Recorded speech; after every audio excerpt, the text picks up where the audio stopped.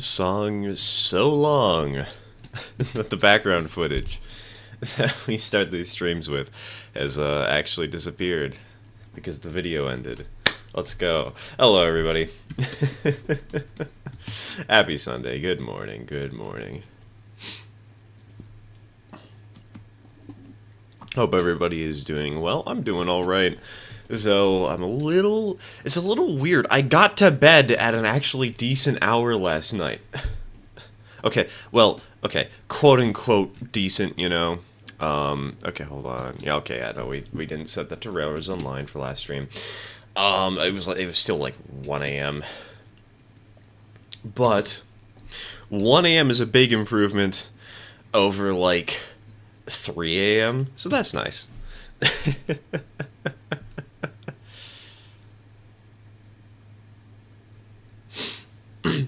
Hello, Jacob. Welcome to the stream. Welcome to the stream.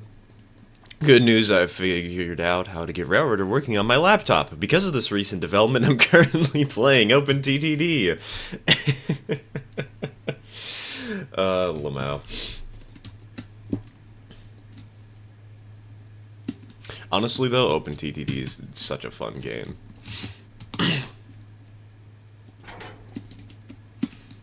So we're here in Alarka. And I don't actually know if there's anything for us to bring back to the interchange today. We have to check. Yeah, because like these copper cars haven't gone down at all. Now if we go up to mine number 2. Aha! There is at least one car to grab. Let's go.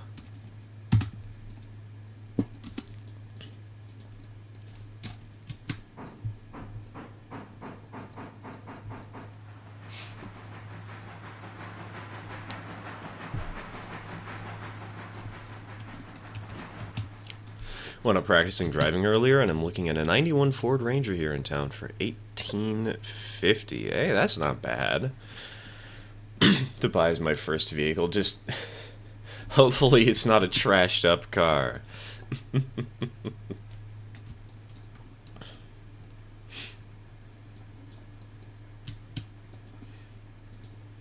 Not a bad price though. Not bad at all. As somebody who doesn't know very much about cars, admittedly.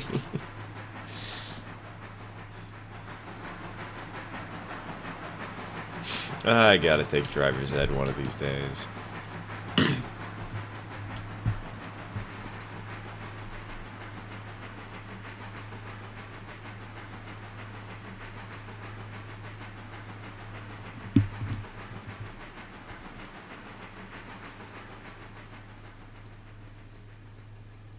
Just trying to convince my dad to buy me an Owen 30 Galloping Goose number 4, but he thinks it's ugly as hell. Well, he's wrong. They are kind of expensive, though, for what's basically, like... What, they're like $200? They do have sound, most of the time. Thankfully. But I wouldn't call them ugly.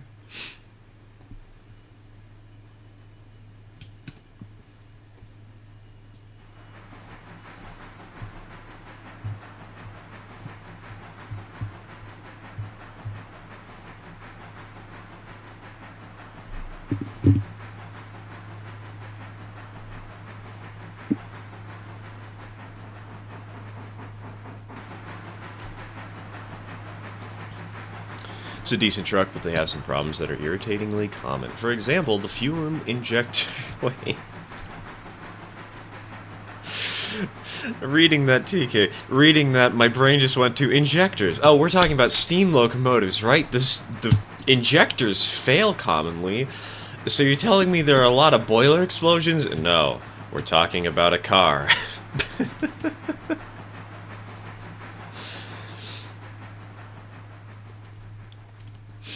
The brain can work some days, but today's not one of those days.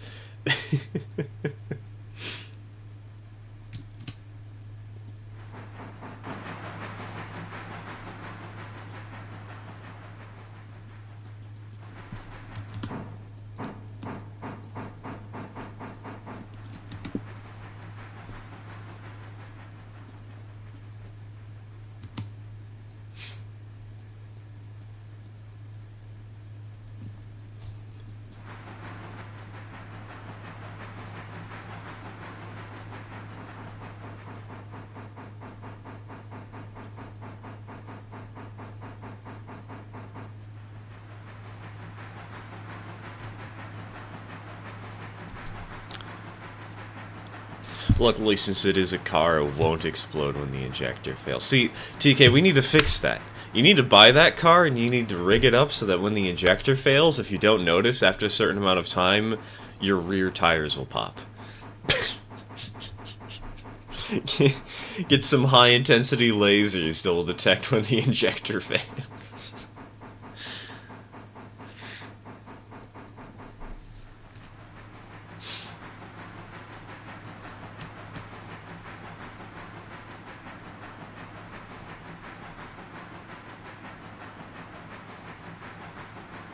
Did you know that Hot Wheels also made the MX-48 Turbo for Max Steel? I don't know Max Steel, so no, I was not aware of that.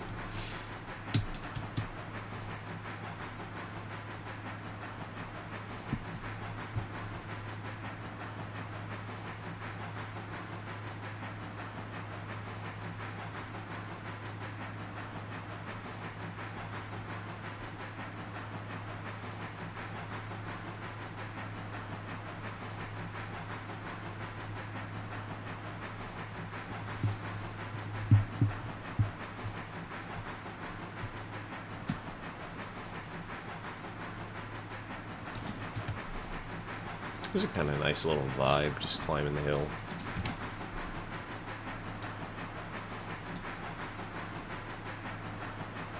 It's a light rain. And a dim sunrise lighting the landscape.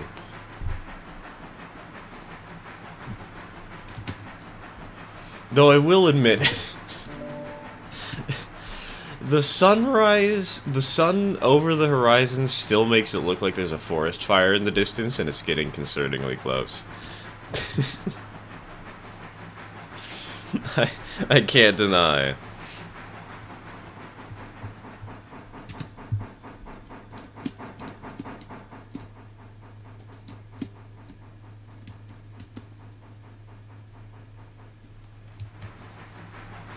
Hey Ginger, welcome to the stream, welcome to the stream. You haven't really missed much of anything, don't worry. We're just out in Alarka, grabbing a single hopper. Because it's literally all we have to bring back today.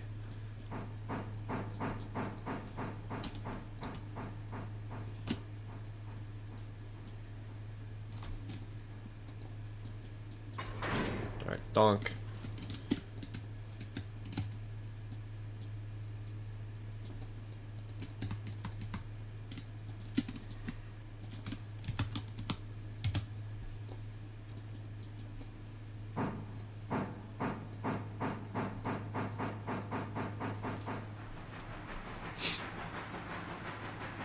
How's your own dirty layout doing? It's doing alright. It's doing alright. We've been having a little bit of electrical issues with engine number 22, so I've kind of been holding off on the operating session until I finish repainting the Forney.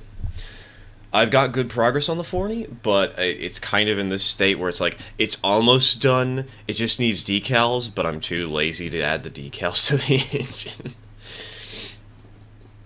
So I might just wind up trying to see if I can get number 22 to do the op session. And see if I can power through all the electrical issues she's having right now.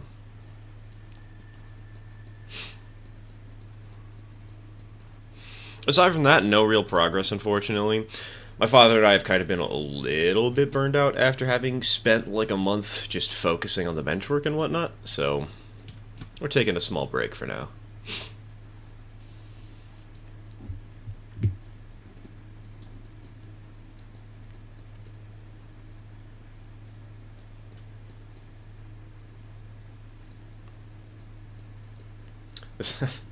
Though for taking a small break, I need to finish the video on the engine I made for my father's birthday because the files are just sitting right there. It's so easy to edit. Why haven't I done it yet? The engine project is done. It would be easy content. What am I doing with my life?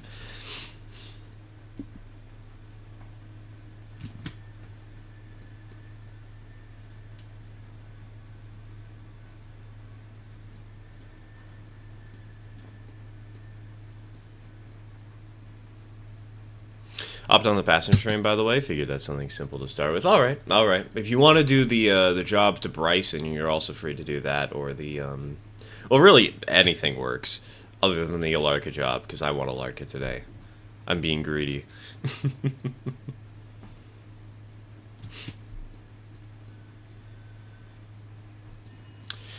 Is there a loco in Whittier? Yes, number 2 should be in the sheds at Whittier. Yeah, right there.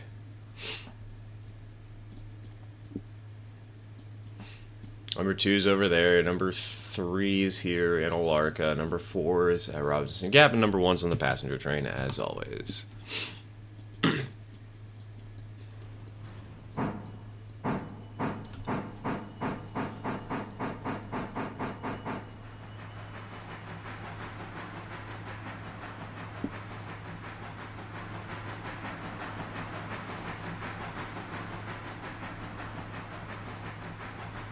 Gonna send the passenger to Bryson and hold him either there at the freight train. Alright, sounds good. Sounds good.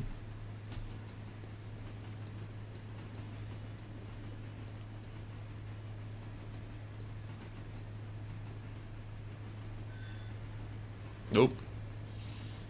That was a squeal. But no damage to the cars, we're good. Wait a minute. Wait a minute. Why does this engine only have 1,300 gallons of water? What the heck?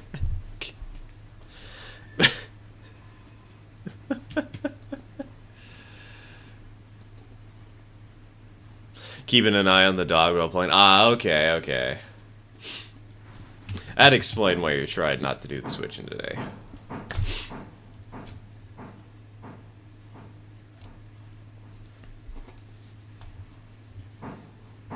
My Owen 3260 is now waiting for a new LED because I'm done and blew it up with too big of a current on accident. You know, maybe that's what happened to 22. Hadn't really considered that.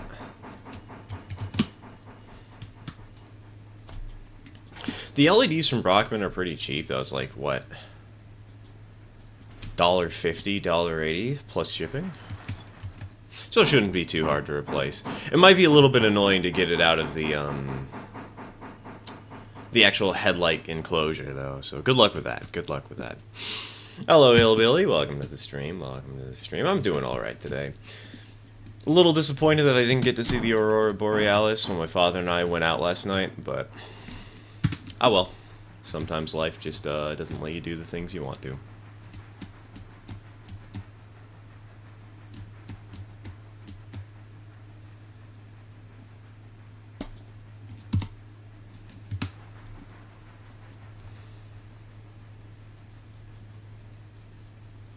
Decided to set my railroad in the 60s. That way I can run steam and it's not out of place, and I can run early intermodal trains, early containers, and trailer on flat car trains.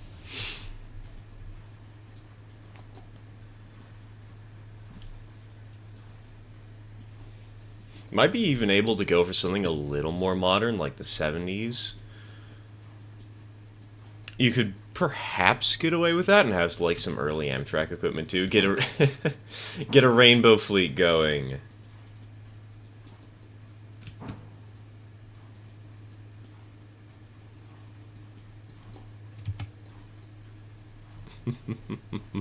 Number 2 and number 1 have the same whistle, by the way, unless that's just me. Hold on. Let me check. Okay, there's number 1. It might very well be the case. Oh yeah, absolutely. Hold on, let me fix that.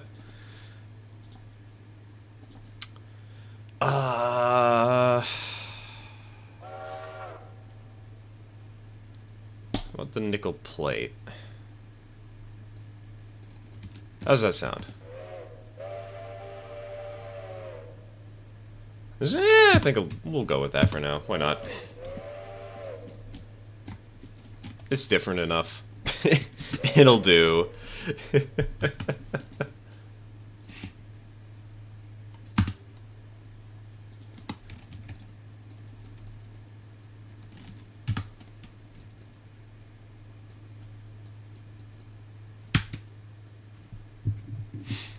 I'll be playing another game. I can't wait to tell you guys the stupid stuff that happens on my railroad. Yeah, on this railroad, you know how some railroads have those gravity drops where they let the cars roll down the hill on their own? Well, we have a gravity drop followed by a little jump.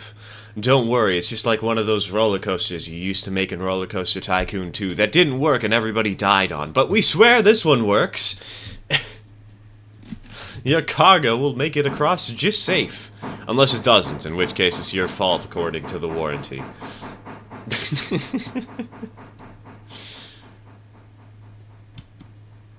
was thinking about just making it that Amtrak formed. It formed 10 years earlier. That could also work. That could also work. Alternate history.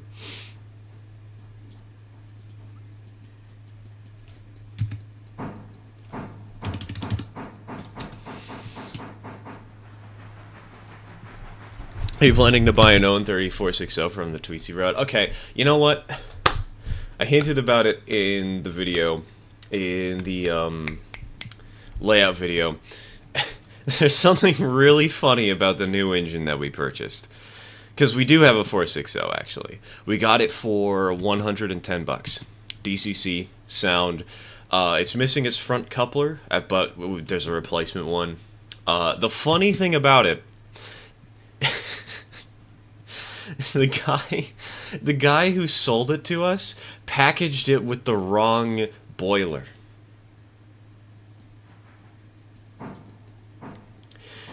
So the tender is Tweetsy Railroad number 14. It's bright green, and the actual locomotive is number 12, which is black and gold. So we just have this mismatched 460. It's really funny. I have no clue what I'm going to do with it because it is kind of severely damaged and we're going to need to repair a lot of it. But we do have a 460. Probably be the biggest engine we get for quite some time.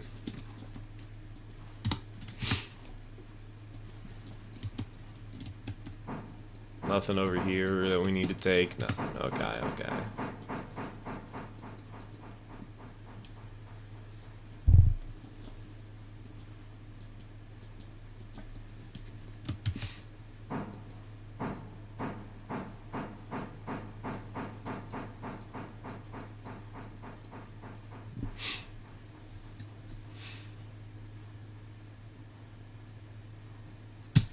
Sort of idea is that if you want stuff from different points in time is to have a multi-era layout, as I have dubbed it. You basically section off small parts, a modern small station here, 20s yard there, etc., etc.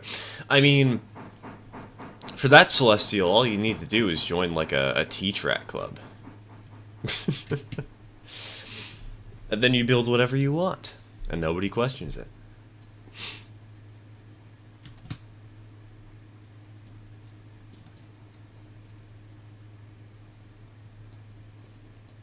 Last night, my brain decided to pull random nonsense straight out of nowhere and had me dream about visiting King Louis the 14th's vacation home in Oregon. Which never existed. Are you sure it never existed, TK? You never met King Louis the 14th. Oh, wait, hold on. I should back this up.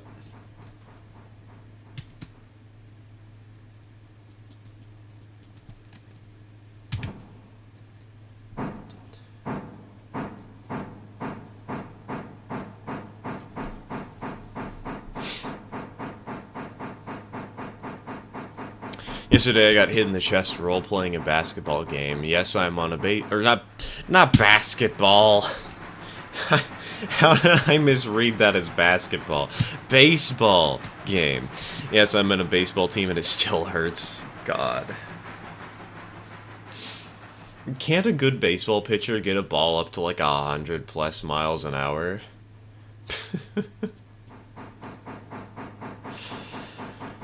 That's gotta sting, even if it's not at 100.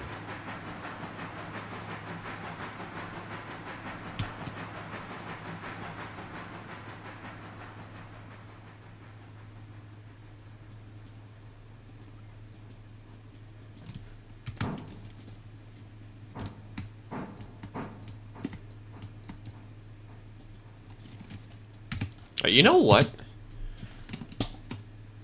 I'm just gonna pick up all people to Whittier Depot.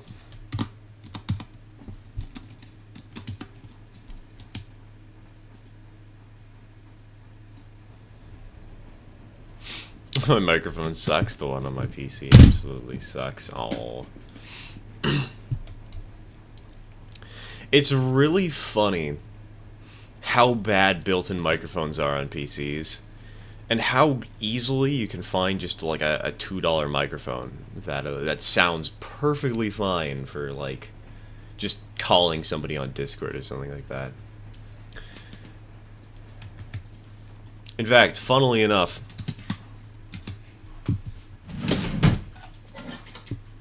I have a $2 microphone right here. And I've had some people tell me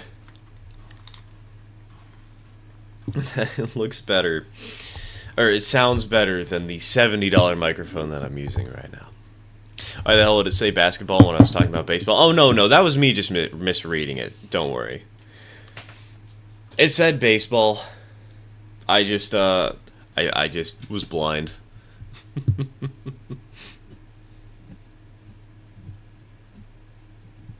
Imagine a K-37 on your layout. That'd be really funny and cool at the same time. It would be really funny, especially because the K-37s require a 26-inch minimum radius, and I only have 18 inches.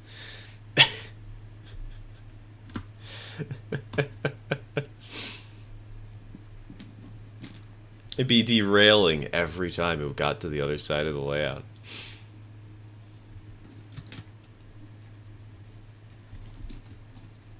Could be kind of fun to have one, though, just as like a vanity piece. Oh.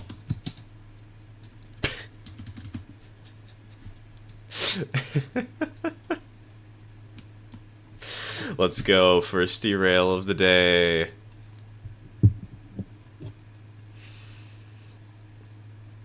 I only have 18 inches. That's another one for the out-of-context stir quotes. That's right, ladies. I only have 18 inches.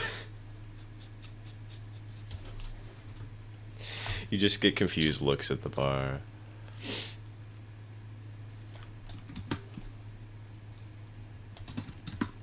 I think it might be my first derail in the save. It might very well be. It's obviously not the first derail in the save, but you can thank me for that.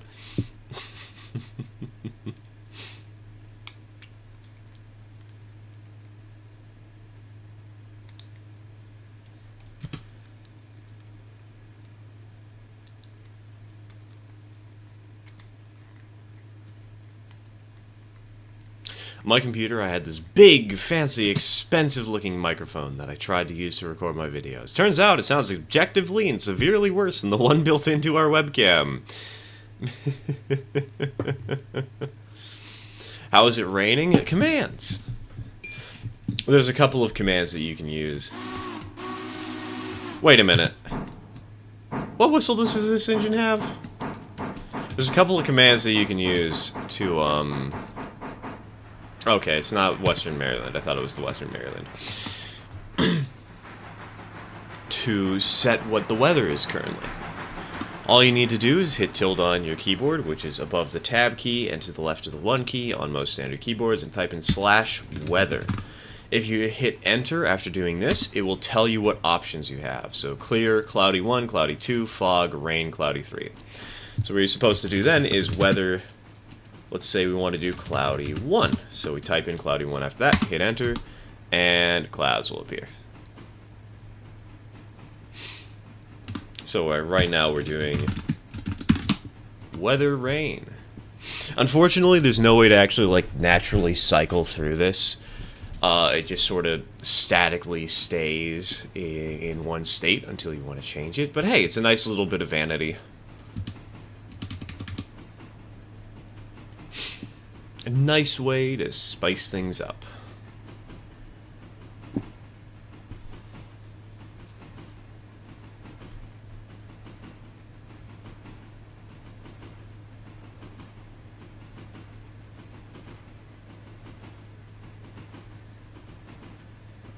Anybody notice that no one wants to ride the trains at Hemingway along of Alarka?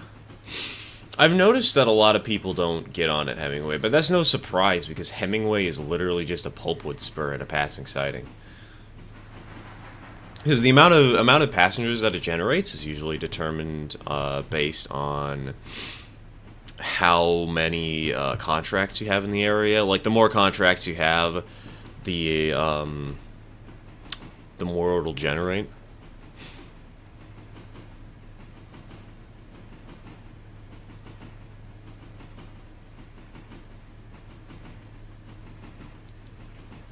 Got a Blue Yeti. A Blue Yeti, damn. Not even I have a Blue Yeti. I could have got one, though, actually. I had an opportunity to, but I decided to go instead for a Samsung Q2U. My father has a Blue Yeti. I was thinking of going for a Blue Yeti, because actually, back here in my drawer of random electronic components, I have a blue Snowball that I used to use for years. In hindsight, I don't think it was as good as people said it was, but it was a good microphone for its price.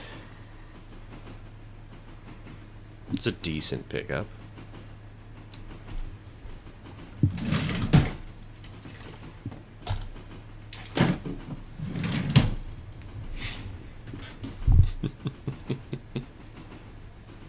Stirs the weather god. All pray for a good harvest. X-File theme intensifies even more. Now what you gotta do is a rain dance. Everyone's gonna start wiggling like a worm. And eventually the crops will grow.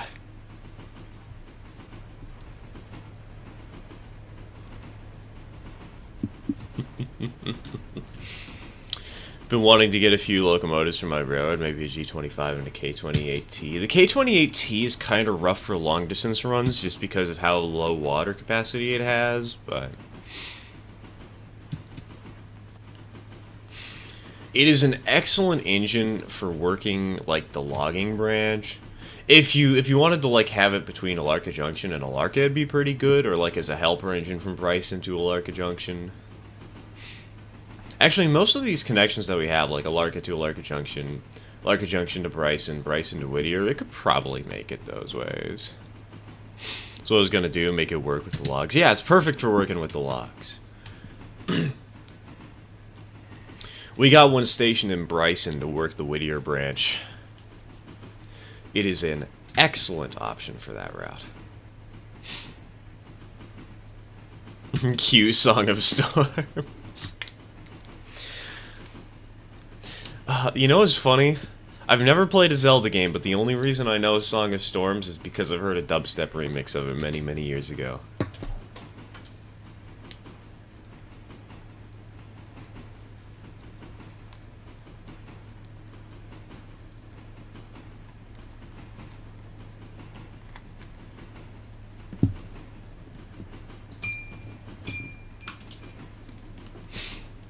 I tried wrapping the connector cord thing for one of the small microphones that I have around the microphone, and it unwound so fast that it just smacked my my cup of apple juice like 5 times. That's what that little dinging noise was.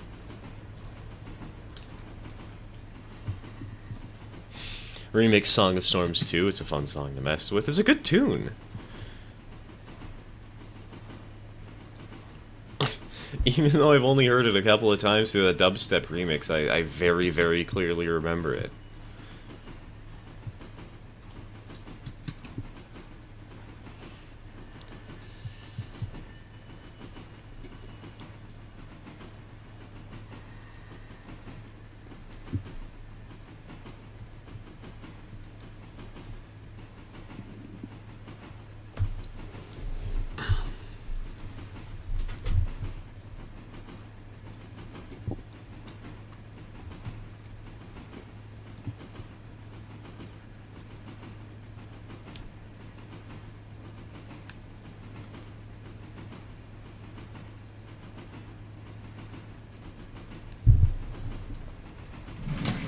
I'm gonna put away that microphone. We don't need the $2 microphone that we picked up at a thrift store.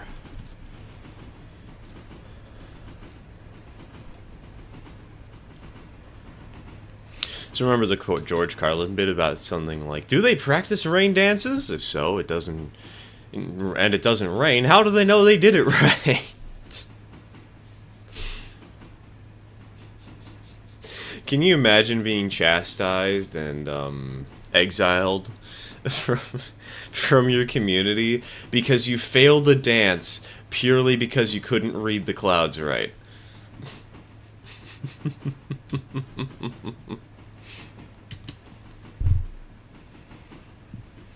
It's my G16, number 3 on my rarity. Can't even pull more from 5 to 7. Well, at least going up the grade at Cowie. I can never remember where oh, there's Cowie. Right here, right.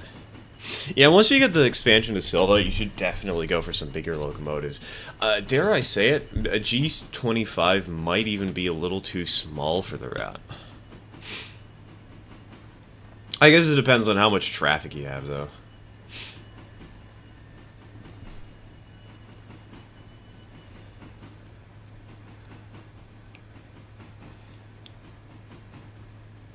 Completely random but awesome. I have a missile? What? Why? First of all, why? Second of all, how? Third of all, is it armed?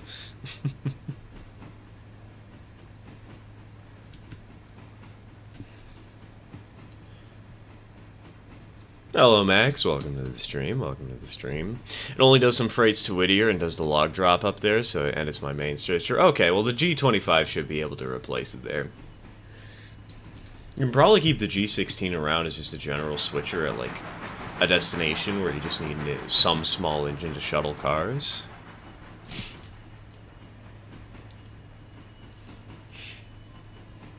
Because it's definitely a good switching option.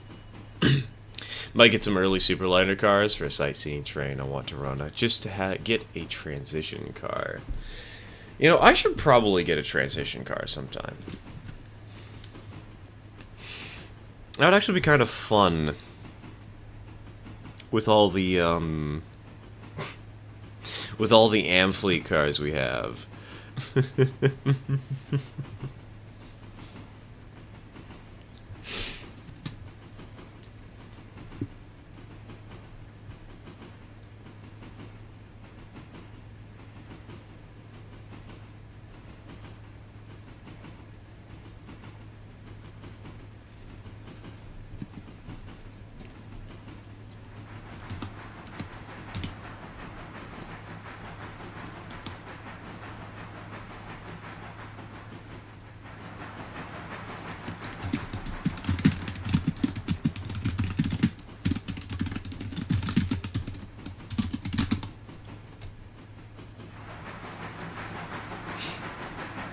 Why? I wanted a missile. How? A friend gave it to me. Why did your friend have a missile? Is it armed? It can be. Quick. I have a plan. What is your least favorite engine from the Pennsylvania Railroad? I don't know enough of the Pennsylvania Railroad to really make a decision like that. Which is kind of funny to say, considering that my father loves the Pennsylvania Railroad to death, but I just don't know it very well. This is my heat-seeking missile. For hunting purposes, definitely. Hey, it's better than the feet-seeking missile for hunting purposes.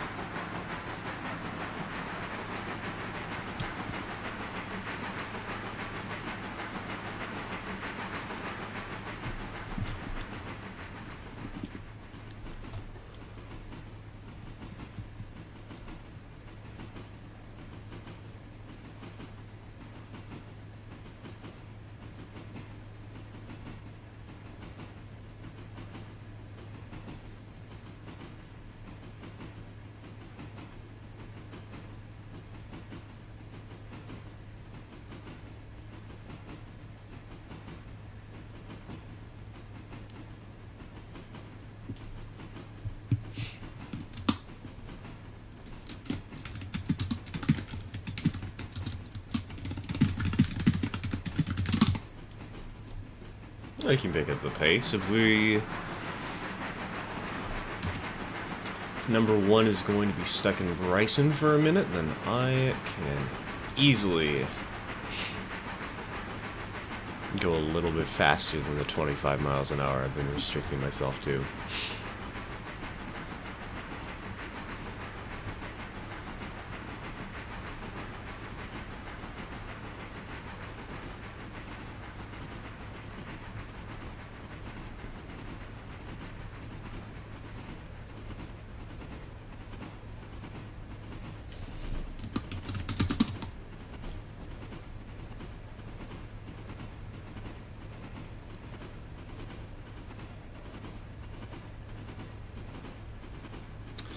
As to why my friend had a missile, he got it for cheap years ago and decided to never do anything for it. Okay, new question. Why was the missile so cheap?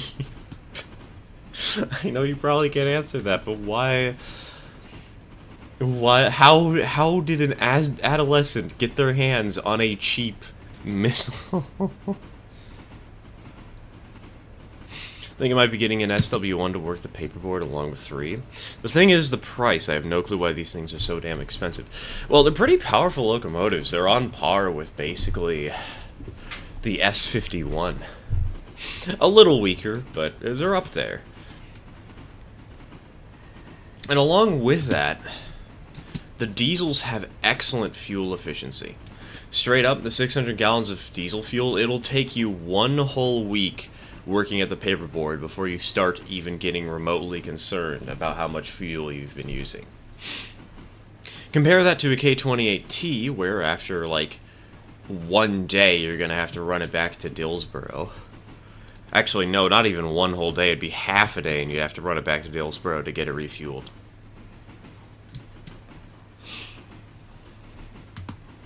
The diesels are extremely good for fuel economy.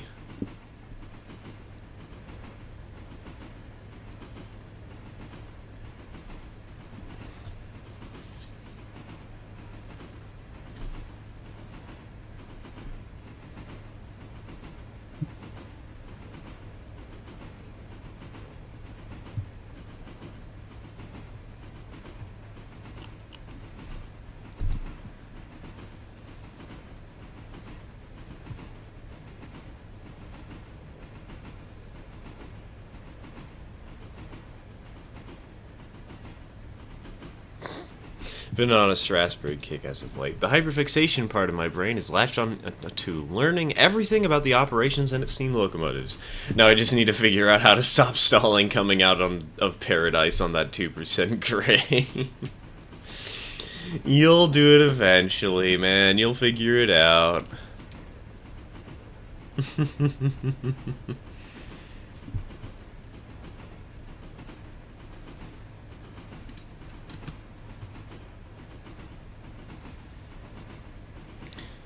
Notice how I haven't mentioned the size of this missile? I posted it in Models and Hobbies last night. Look there and you'll see why it was cheap. Unfortunately, it's also not explosive. Can you really call it a missile if it's not explosive?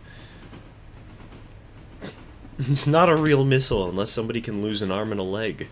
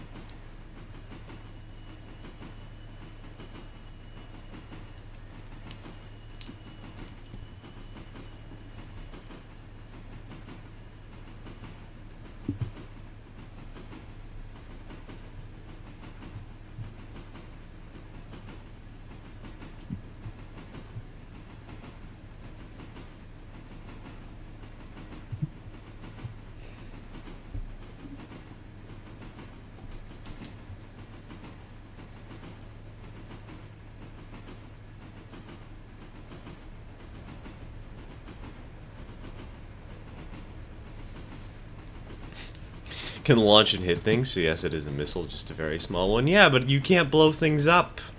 Attach like a firecracker to it, and then we'll talk.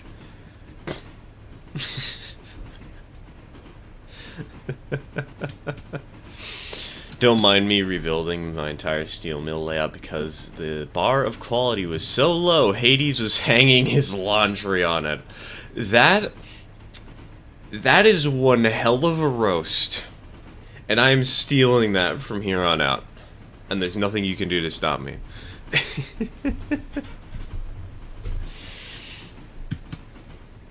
That's such a good phrase, oh my lord.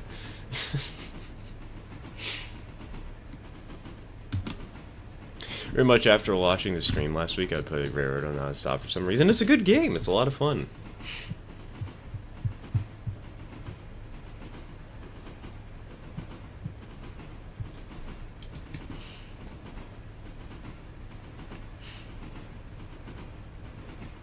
I actually played it a lot this week too. I don't know why. I played on the Western Highland a ton. And I finished the route. We have 0 loans. Currently. We might have to get some loans soon to buy a new locomotive. But we have all the contracts we need, except for maybe, like, Robinson Gap at Tier 5. The only concern I have right now, Western Highland, right? It's from Alarka Junction all the way down to Whittier, right? Not to Alarka, from Alarka Junction, just to Alarka Junction. And but the thing is, I actually only have 2 locomotives, a G25 and a A23.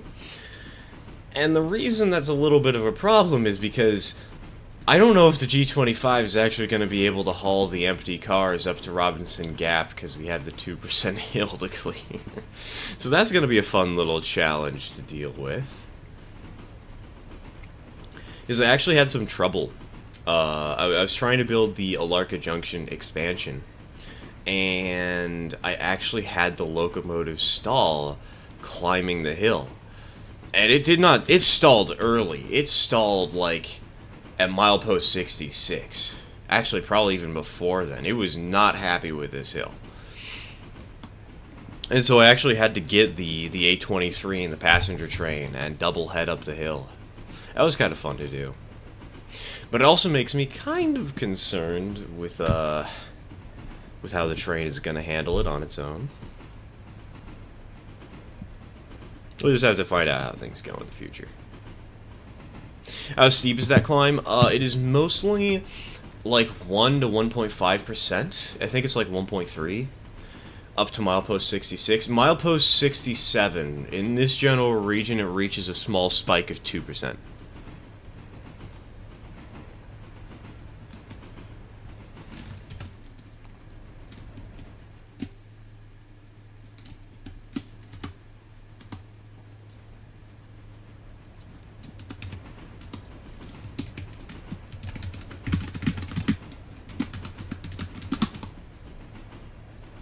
Wait a minute. Is that a building? Okay, it was a building, never mind. C25 and K35 are the work for the drags. Honestly, I'm thinking of maybe getting a K35 or a D46 as a dedicated locomotive for the coal drags, because I feel like that would be the perfect option, you know?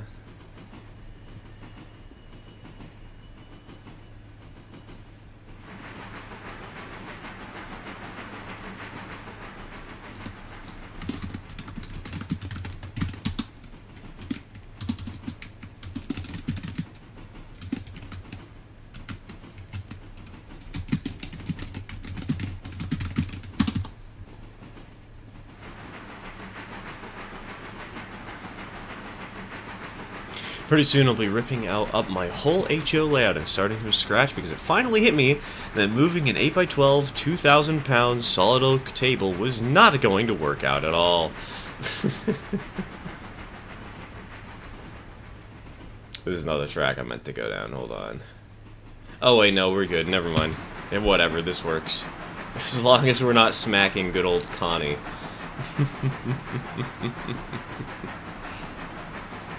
New layout will be built on 2x4 modules because those will be significantly lighter and more manageable than a 1/10 of a solid ton of oak. I see somebody has learned from my mistakes. Yeah, that's basically the reason that we split up the O130 layout into, what was it, 6 modules. Because it is going to be such a pain in the butt if we tried to move it with just this one whole 4x6 foot table. Imagine trying to pull that out of the basement. Because, okay, I guess you guys can't imagine because you don't know what it's like, but there is a spiral staircase coming out of the basement. Okay, sorry, not spiral. It's like, there's a bend in it. There's a 180-degree turn in it. So, not spiral, but it's still a pain in the butt to try and pull a 4-foot wide thing up.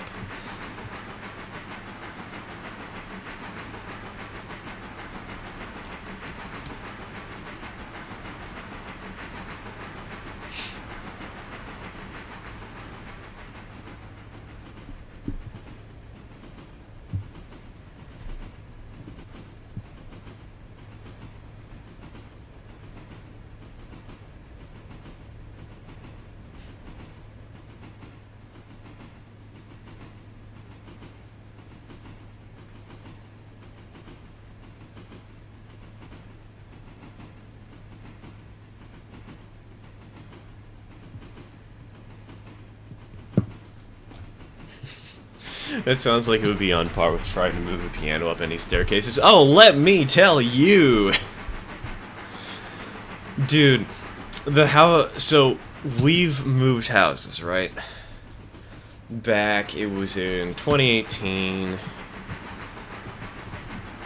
We had to move houses, and we moved into, a small apartment. And then in 2020, we moved into the house we're currently in. And I'm not realizing something. While I didn't really register it because when we moved in 2018, it was a small apartment that we moved into. But when we moved in 2020, we moved into the big house, and they had to bring in the piano. Right? We have a nice piano. I don't remember what the title of it is or what type it is, but it's like a tall piano. It's a vertical one.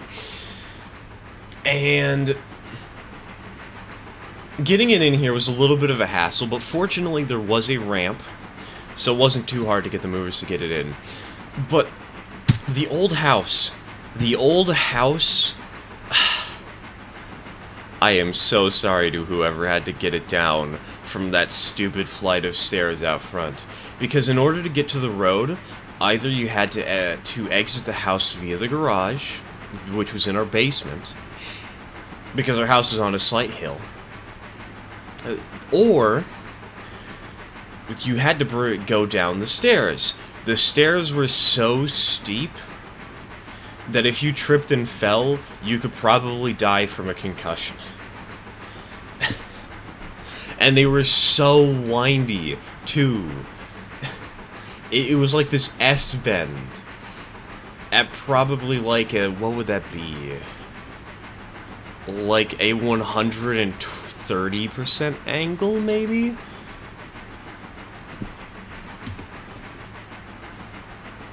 It was not worth it. I am very glad we don't live in that house anymore.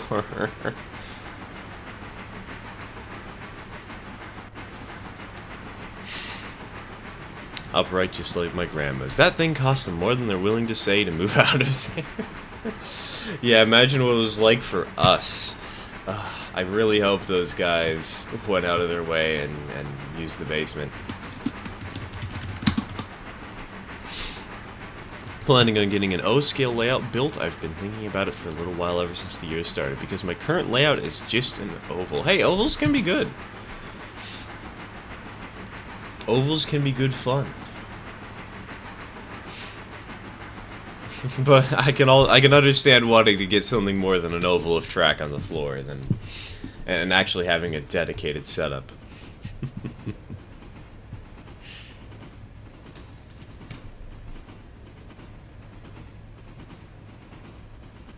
I picked up a piano before with someone else. Just the two of us.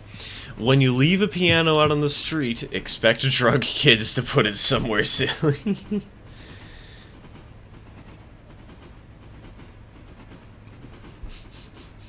That's right, we're stealing your piano.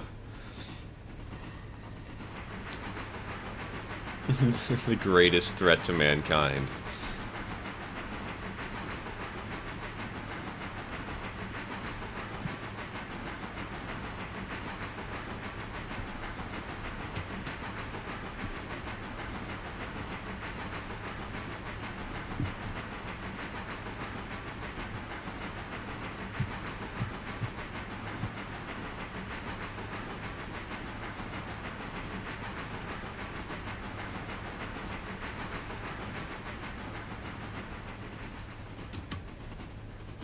Oh yeah, Eela's like the perfect spot for us to meet.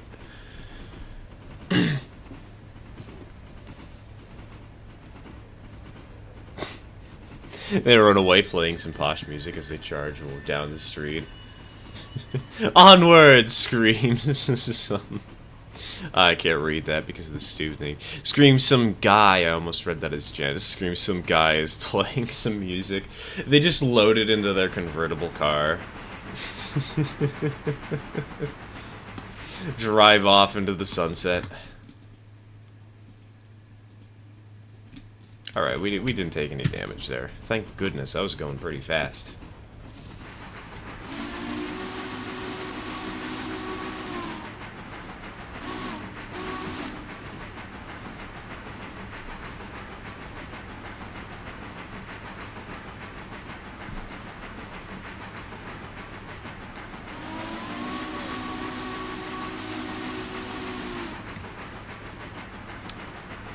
Oh my god, all the skeleton cars.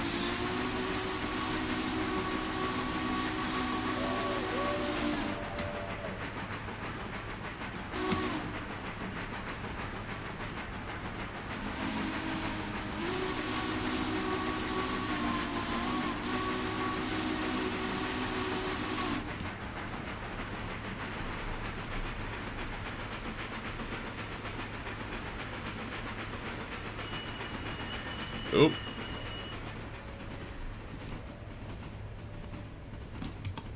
Guess 40 miles an hour is a little bit too fast. Half of my locomotives have not been in an accident, like my C-25, my K-35, and the other half of my locomotives have been in wrecks in the past. I think the people who drive my locomotives are drunks and their wives drive them crazy.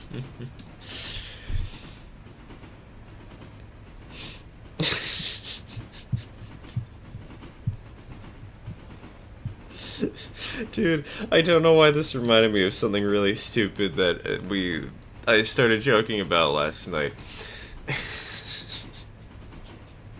But we started, for some reason, while I was playing Splatoon, the conversation got to midwives and pregnancies, and somebody blurted out, "You've got a midwife? Man, I'm sorry to hear that. Mine's an alpha."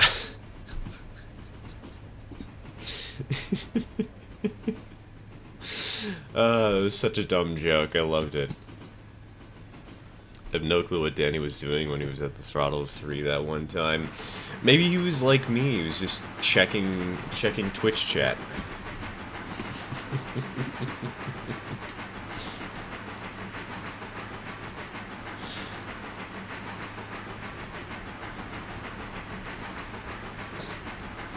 Step 1. Find a piano on the street with a free sign on it. Step 2. This statement has been retracted. Step 3. News! A piano with railroad wheels has been seen rolling along local abandoned tracks. 10 out of 10 joke, though, made me laugh. The funniest thing is that everybody who joked about it, we don't have wives. Some of us have significant others, but none of us are married. And we're just out here like, bro, why is your wife mid? We kept joking about it for like an hour straight. It was great.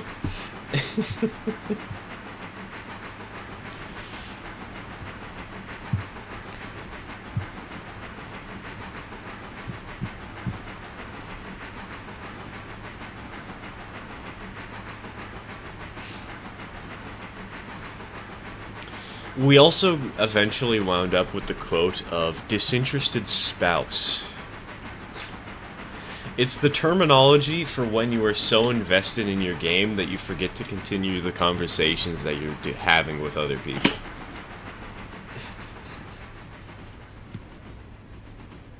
And it's something that we pulled out every time we were like, "Oh, sorry, I'm too focused on the game." No, sorry, I'm being a disinterested spouse. It's such a good inside joke. I love it.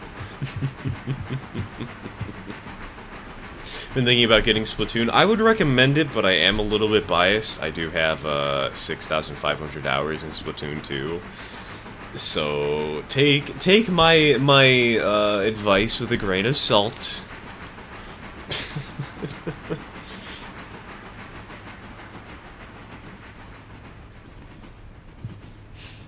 It's good fun. I like it.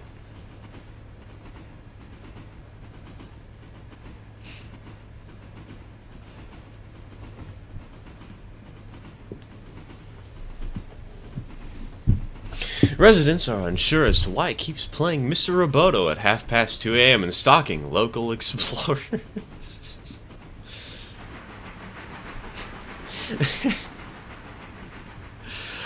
Remote-controlled railroad piano.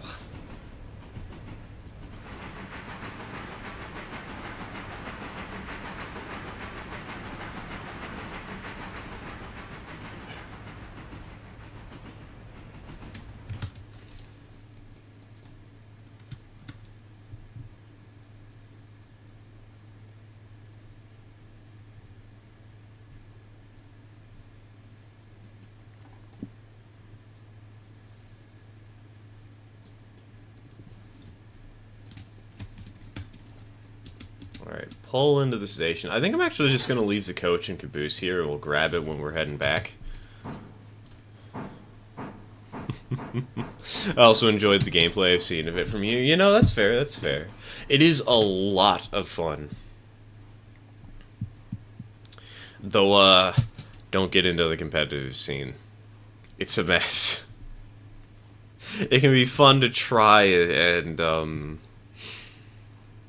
to try and win games, but the actual competitive scene can be really stressful. Heyo, Frisco, welcome to the stream, welcome to the stream. Don't give me ideas, that's something I legitimately have the ability to create. Do it, TK.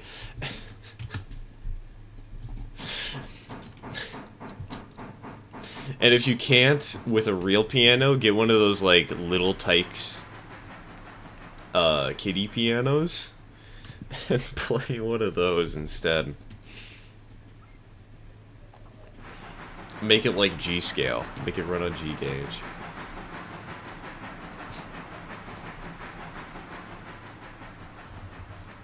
"1,000 Miles music video? Wait, did they actually do that for 1,000? Wait.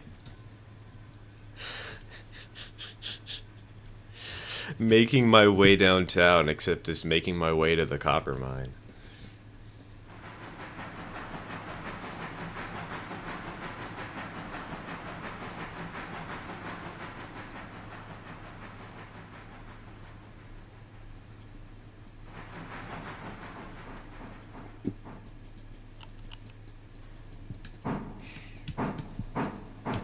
Hey, $180, that's not bad.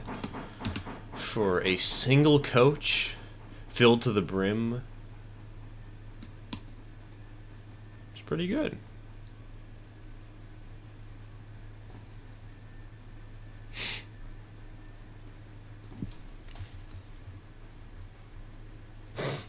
Expect to see a news article along the lines of Sumter Valley Railroad officials deny reports of a piano on railroad wheels running up and down their line at midnight. That's right, it wouldn't do it at midnight, it would do it at 2 a.m. Get your times correct. Recently, my railroad did a thing that we haven't done in a while. We did night shift ops. Ooh, 6 had to take the Alarka Branch expansion train. Meanwhile, some other engines did some midnight work. I'm pretty sure the crew loved having to run at night. It's a nice little challenge to do occasionally. I don't think it's something to do all the time, you know, but like maybe once every 1 to 2 months. That can be a fun little challenge.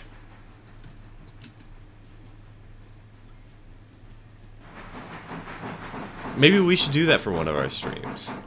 Have it so the stream starts at, like, sundown.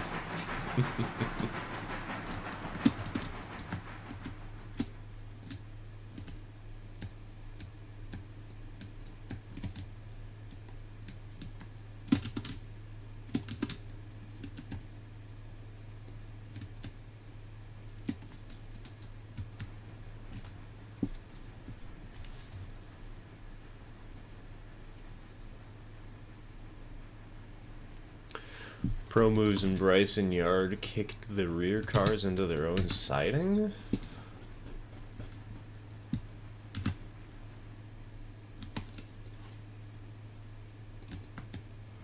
Oh, Dutch dropped. Okay. Hey.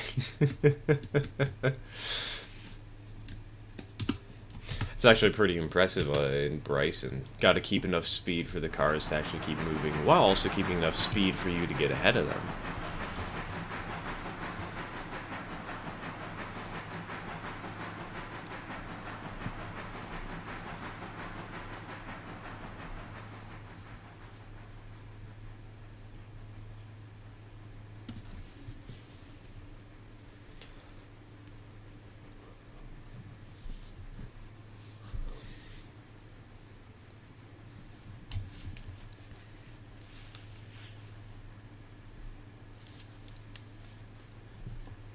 "25 miles an hour was a little faster than I was used to, but it was slowed to 15 by the time the cars hit this, which has a good speed. That's a good clip, a good pace.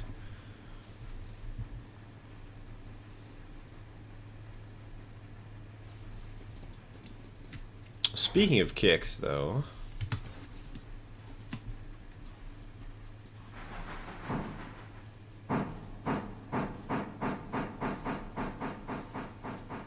let that sucker roll on down. I'm alive. Heyo, Orson. Welcome to the stream. Welcome to the stream. Pretty much one does the passenger runs a ton. Yes, it's an A26. She will have to be going into the shop along with a few passenger cars. That means that 7 will have to do all of the work. What, did somebody overspeed with the passenger train? Did somebody derail on the Ela Bridge? Cough, cough, me.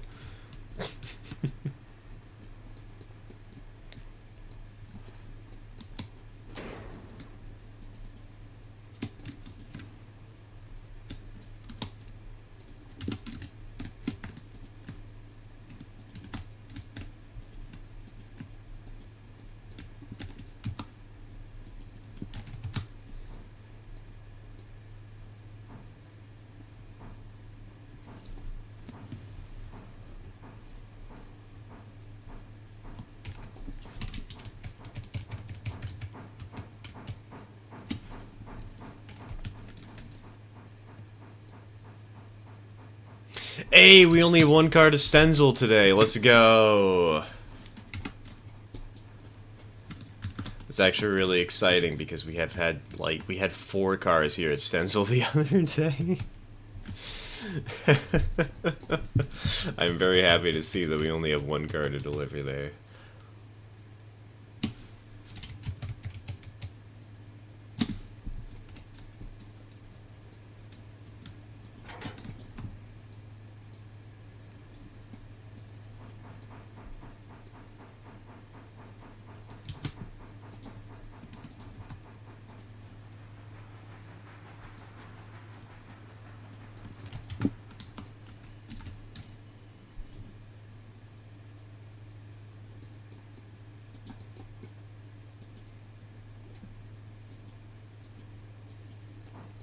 Update on the negative reputation bug, and now 110, negative 110 reputation. That takes skill, man.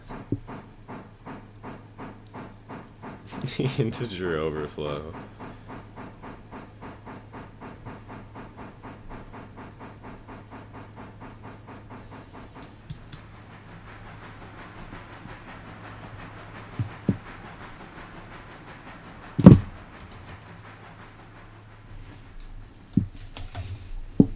Because the tender needs work and a few of the passenger cars. Oh, probably because of overspeeding, just like he took 1% damage here and there.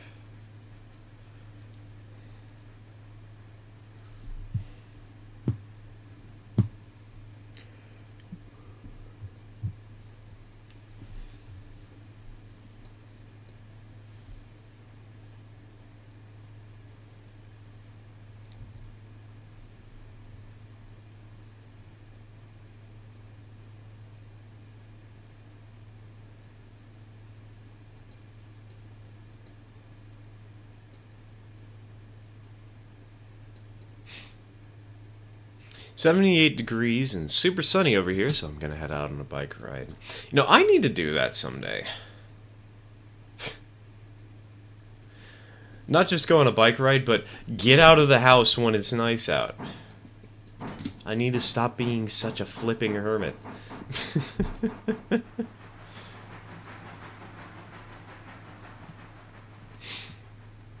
Hopefully I don't get commandeered by my friends like I was on Friday. Hey, if you do, then it's good, you know?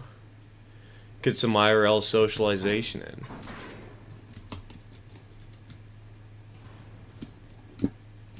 It's always a nice thing to do.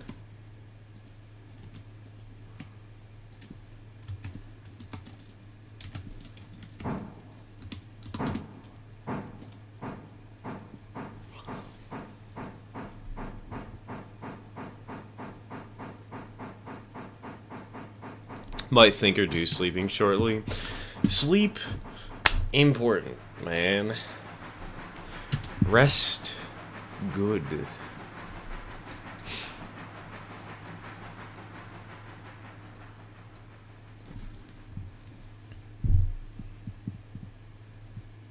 Great, now that I've said that I'm tired, I'm sleepy. Man.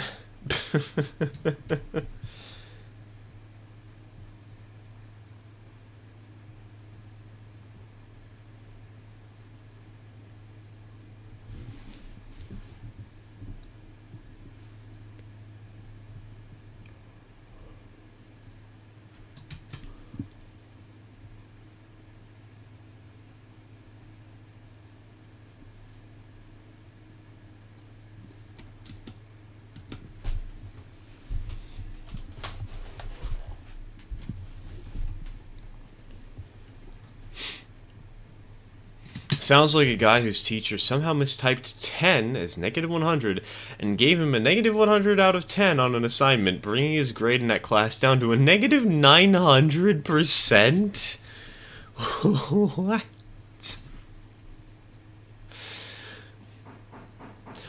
Are you sure it was an accident? Are you sure that was a mistake at this rate?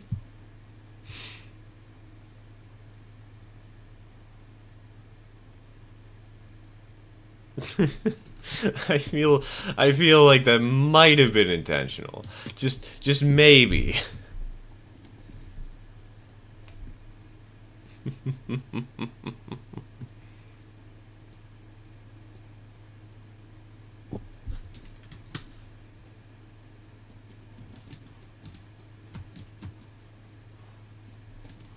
Hold on, we have 1, 2, 3, 4, 5, 6. Okay, we can do this.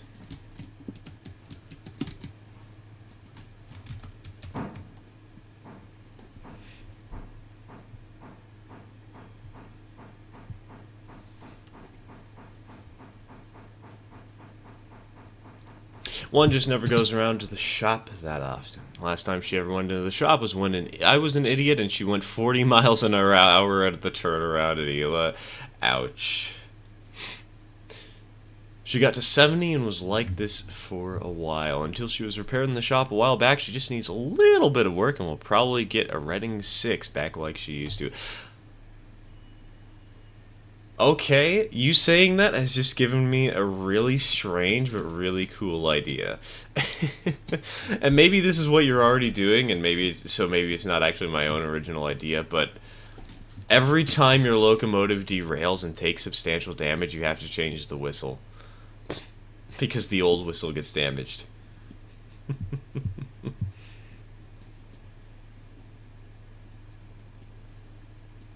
Could be a fun little stipulation for a playthrough.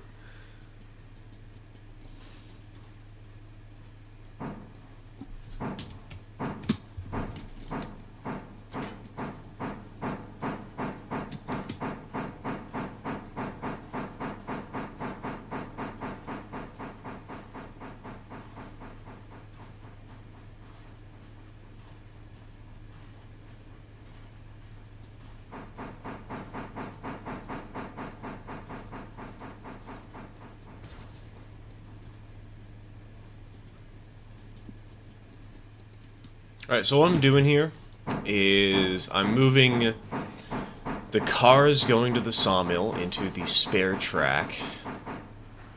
We'll just hold them for a minute while we actually sort out the sawmill itself. And I'm going to drop this car here. And I'm going to bring... Okay, I didn't mean to couple up to that. I'm going to bring the engine back down, collect the cars down here that we need to pull out, and shove up.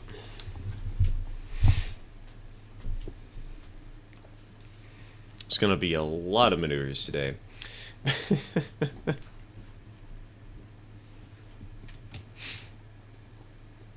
And this way, what's going to happen is that this stencil car will be at the front end of the train.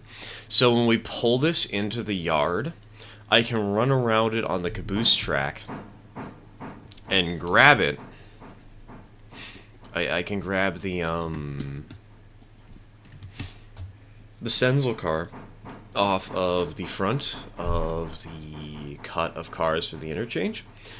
And then we can just pull it into town on the correct side of the locomotive.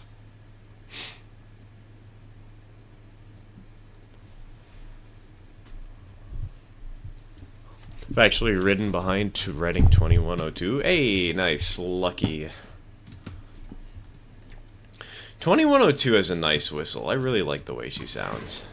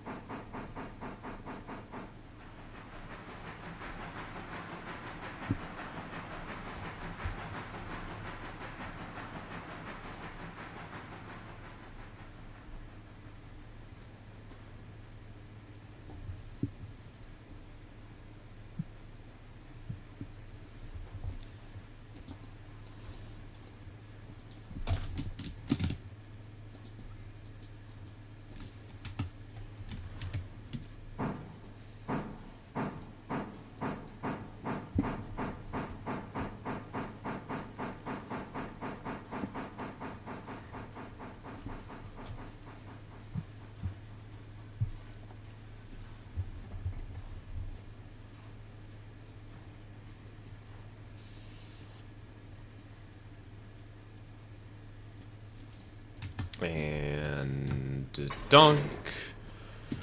Link him up. Pull him back.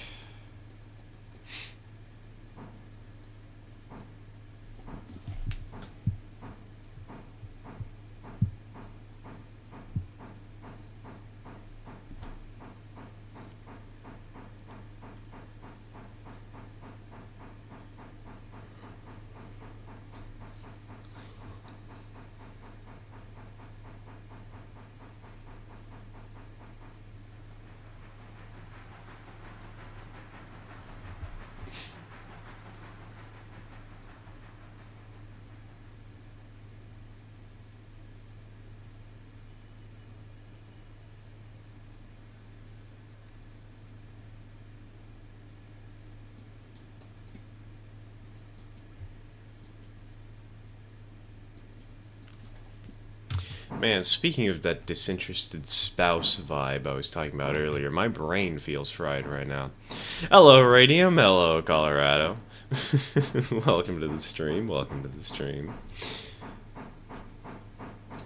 It's got all my supplies for my layout except for the switches. The switches are kind of important, but hey, that's nice. All the track, all the roadbed.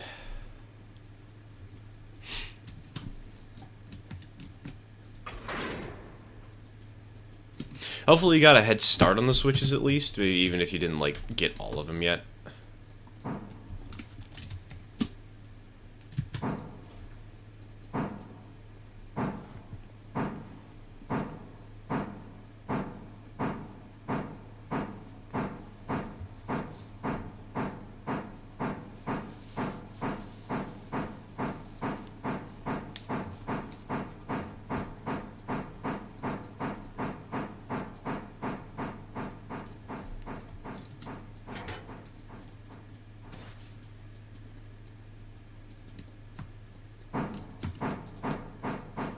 Switches are expensive, but I have a couple, so they'll be fine, but they're like 20 years old. Yeah, Switches have always been expensive. It's kind of why, for my layout, I tried to keep the total count down and kept it at only 5. Because they can be pricey little additions to your layout.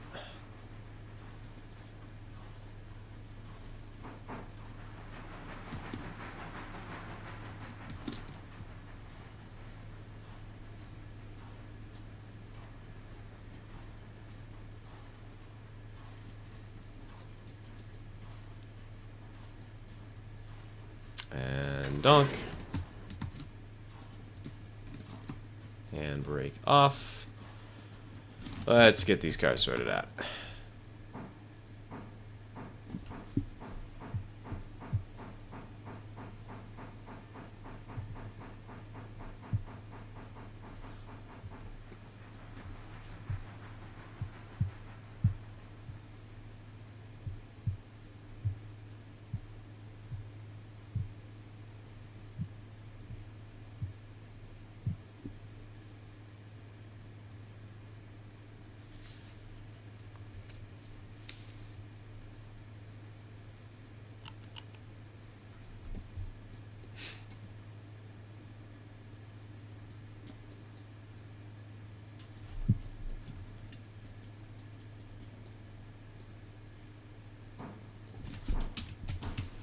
They can be pricey. They can definitely be pricey.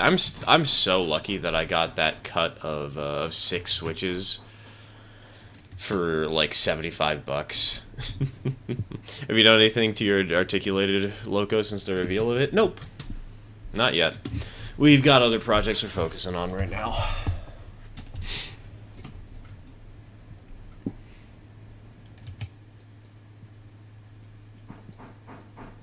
After all, I'm not really a huge fan of articulators in the first place, so I didn't even plan on buying it to begin with. I just sort of did because it was so cheap.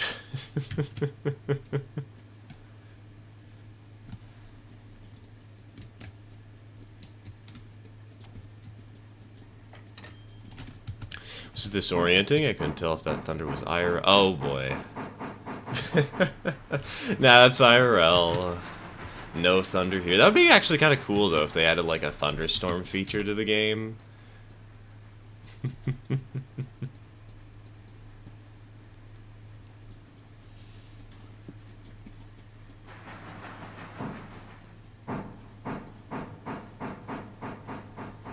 People think the G16 is weak. I say that's copium. Yes, it can be weak sometimes, but what if you make it do the work that it can do? It can be a really reliable locomotive. Yeah, but isn't that true of, like, any engine? If you line it up so that it's got good work for it to do, that it's well suited to, it'll run well.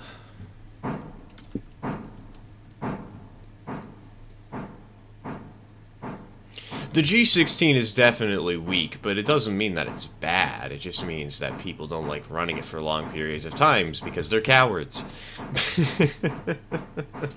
G16 only save one. 260 you're running? Yep, we're running the G25 today. Gonna be running her up the Alarka branch in a little bit. We just have to sort out some stuff here in Whittier first. I mean, I guess we don't have to, but I might as well, you know. Gotta catch a train to Chicago. Alright, take care, Orson, take care.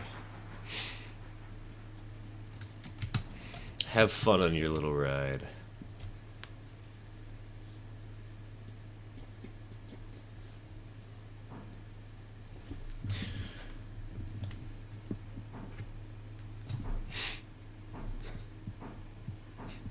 Wait, is this gonna be like a trip that's cross-country? I guess that's kind of important to ask. Are we talking about like an Empire Builder level trip? We talking about a Hiawatha level trip?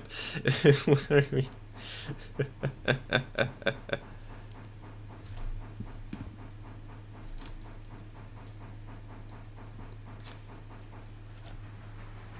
Anything is weak if you use it for things it's unsuitable for. No one would argue that big boys are weak because they make bad shunting engines.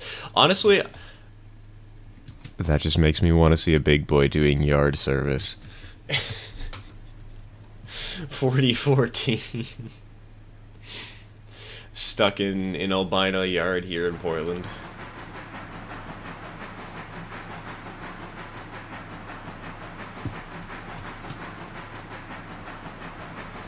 Do you know that Chile has a record of speed, 120 miles an hour, with steam engines back in 1938? I feel like you've mentioned that before, yeah.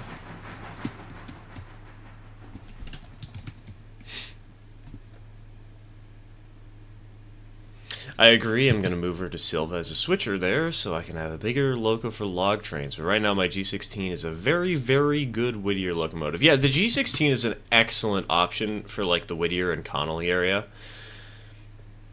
It is perfect for the early to mid game for that. I'm not sure if it's going to hold up well at Silva because there's just so much that goes on at Silva, but it'll certainly get the job done there. It just might not do it the fastest.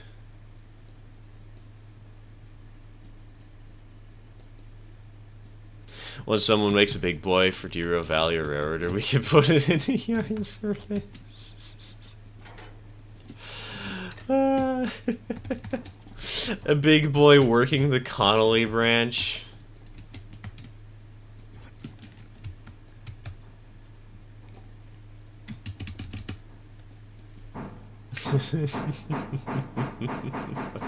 Oh, it's a terrible idea. I love it.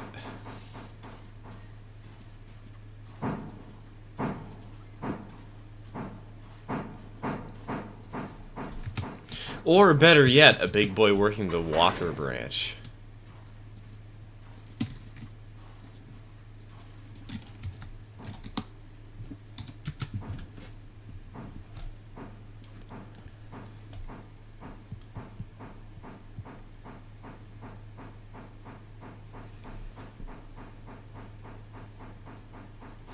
Imagine it going up. Going up the switchback.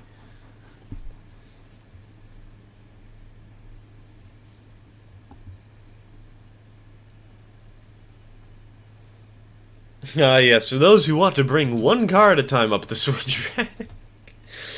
Only one, nothing more.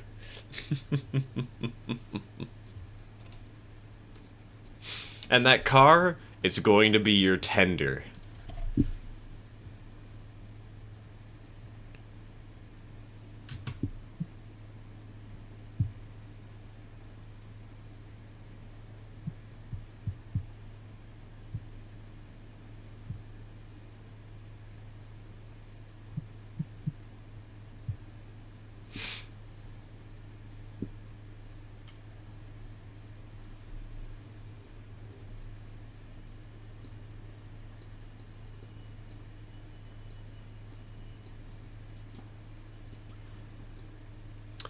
Found a Santa Fe N-scale streamliner of sorts on the sidewalk.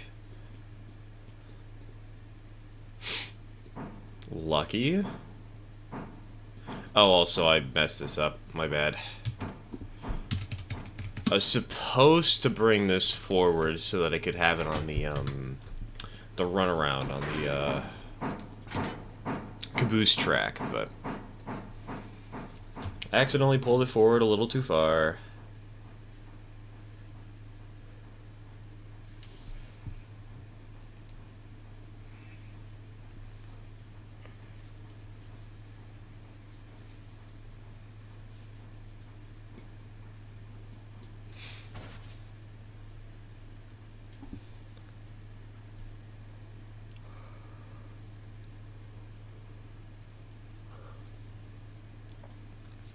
Imagine an engine. That was exactly what I was gonna say. The only car is a tender.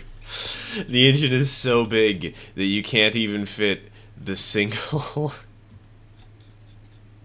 the single logging skeleton flat car that's 40 feet long. You can't make it up the hill.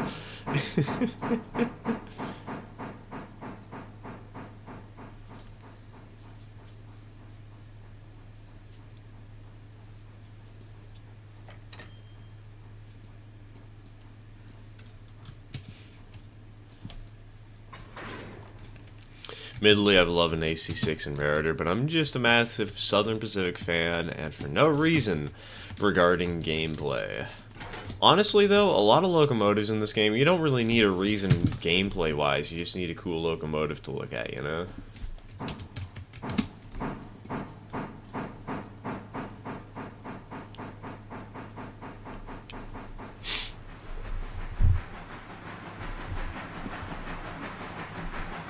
So random. It has a BC wheel arrangement, and the first truck is barely holding on. It's by Bachmann. What? A BC...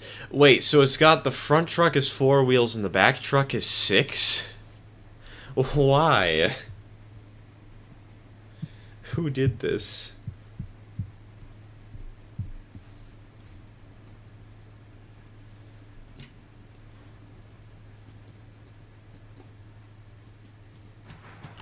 Any coaches that it comes with, or is it just the engine?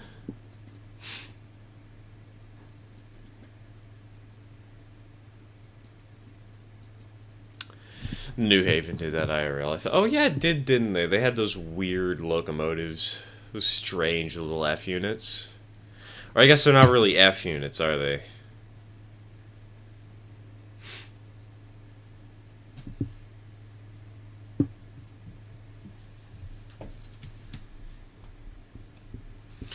No clue why I love the G16 so much. Maybe it's because I've been using it a lot. I mean, the G16 is a nice starter engine, and I guess there's probably sentimental value from running it from the very beginning of your railroad, perhaps?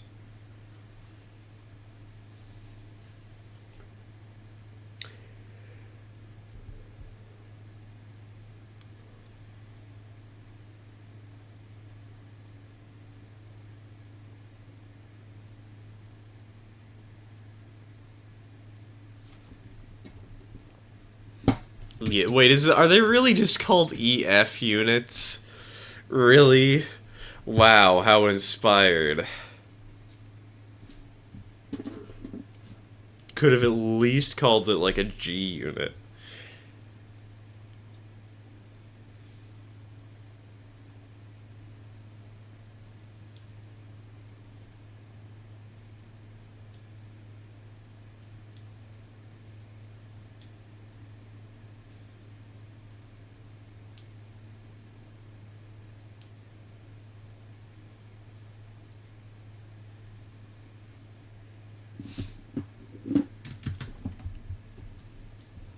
Oh, wait.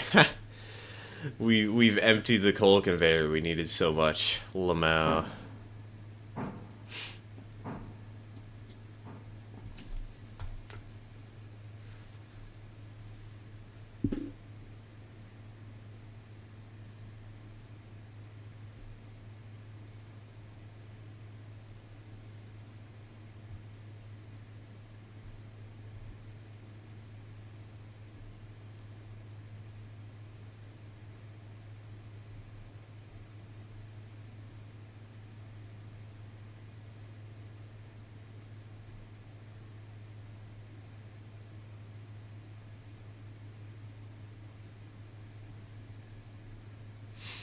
I don't know, but I made that up on the spot because you could pronounce it Eef.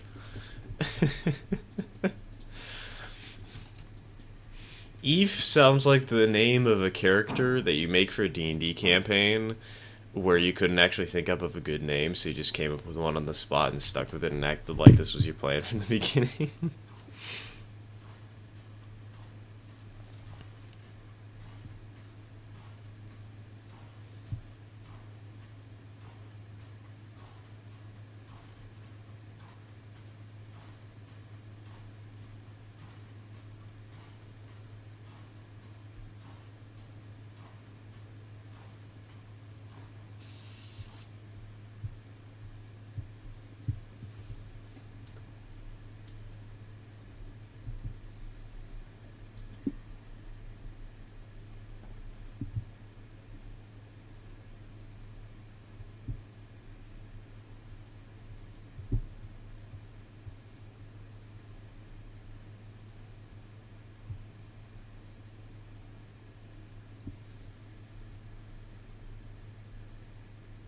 And let's roll.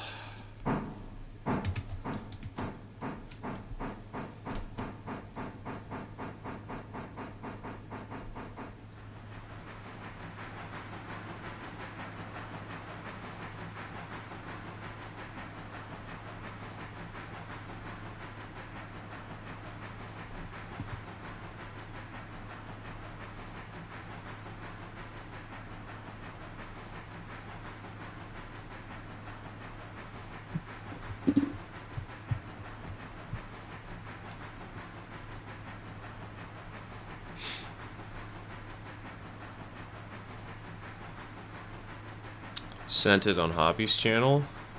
Oh, the right engine. Yeah, what the heck?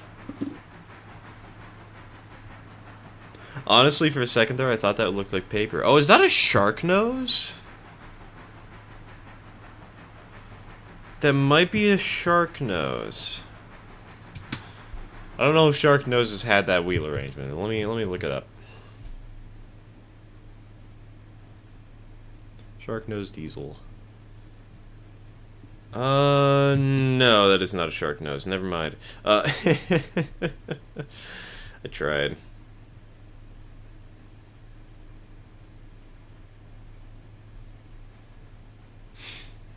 If I ever damage a car, I would repair it, so I made up this catchphrase. Damage it, re-repair it. It's kind of basic, though. Could probably come up with something a little catchier.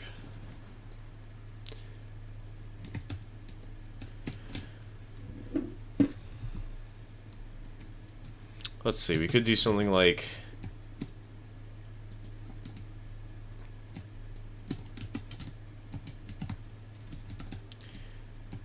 derail it.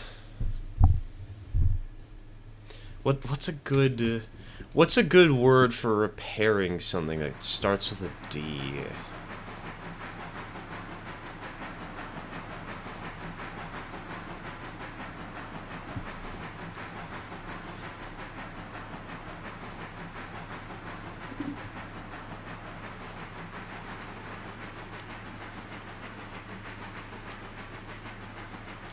The only thing that's coming to mind for me is "Don't Worry," but that feels a little cheap.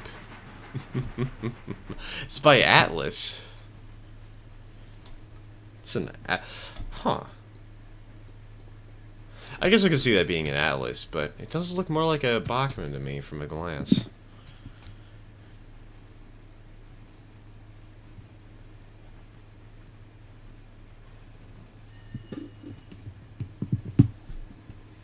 I wonder what the model is of. I wonder if there's any prototype. I know the answer. There's not a prototype, but it'd be funny if there was.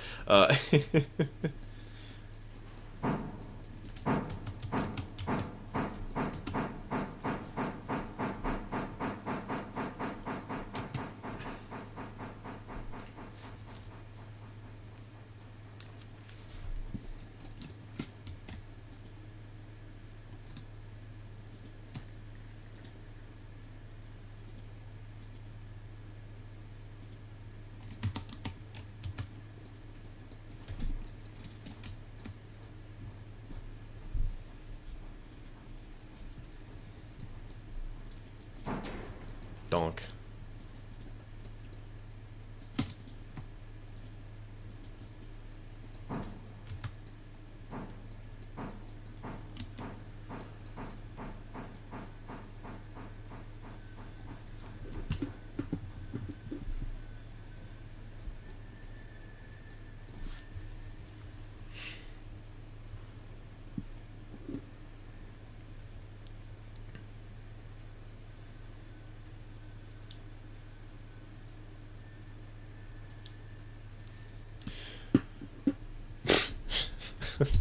Funny to see that you keep retracting messages like half a second before or after I read them.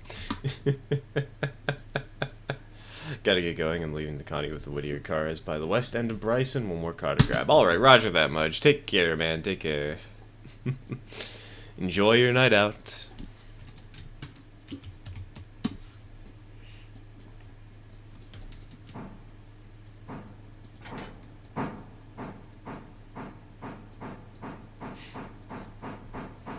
Catch you around. Yeah, see you around, man. See you later. See you later. Maybe we can get like a...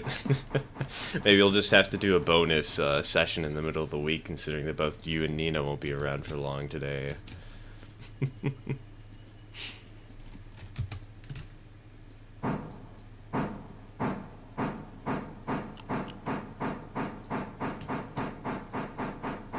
My goodness, 364?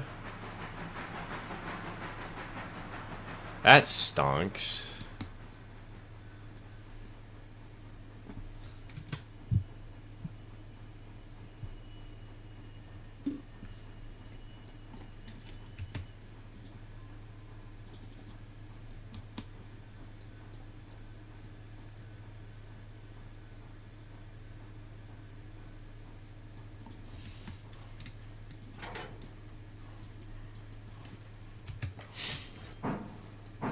My joint would probably be driving the passenger trains and switching if I wanted, because I'm professional at that. Well, hey, the passenger train, we usually do avoid.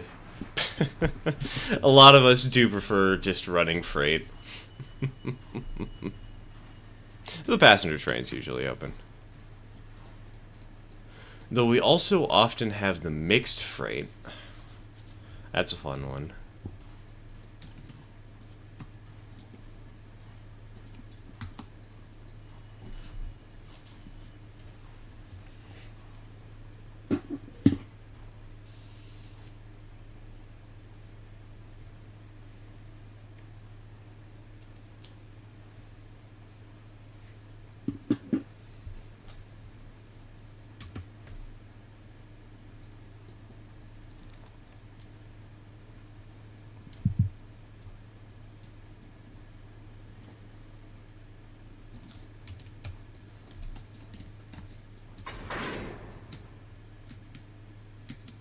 Bonk, bonk. What do I do if I wanted to join? I forgot what to do to join. Members, channel members on tier 3 and Ko-Fi supporters on tier 2 are allowed to join the server.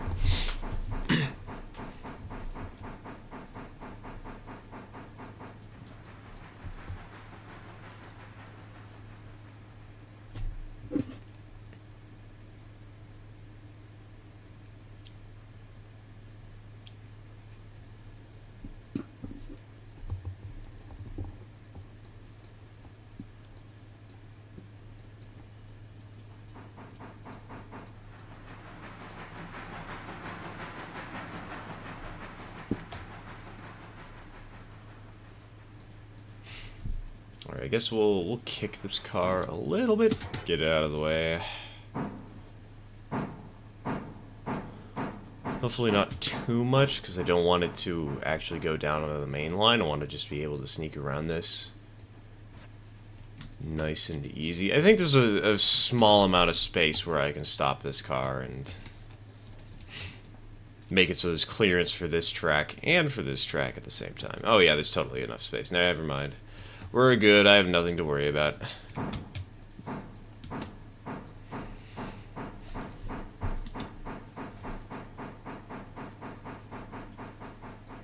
Fun fact, on my logging route with my number 3, I have a series of few Z's on the line I don't remove in a way that I can do my log trains almost entirely through the orders menu on the loco. Automation! I have this. I used to have the same for the Connolly branch. I wonder what that would look like for the Walker branch.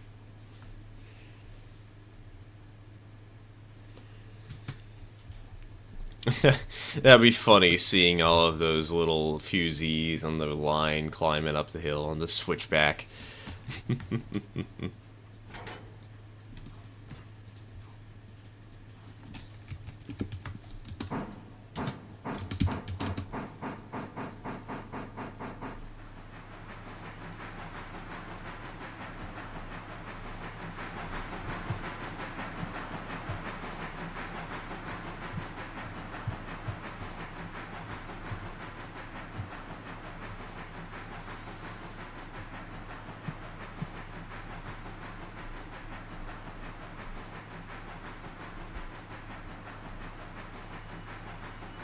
Oh, I forgot to throw the switch. Oops.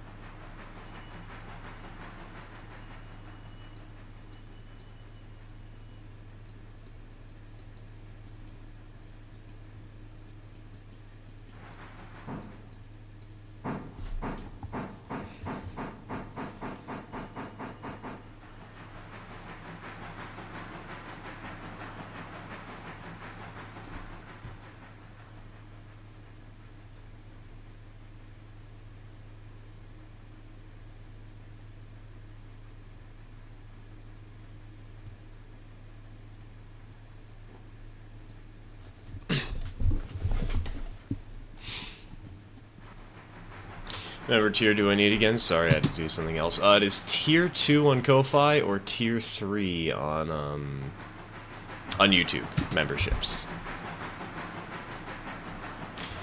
So we wonder what the fuses are made of, because some of them have been burning for months at this point. They're just LEDs. We replaced they're solar-powered batteries that are extremely efficient.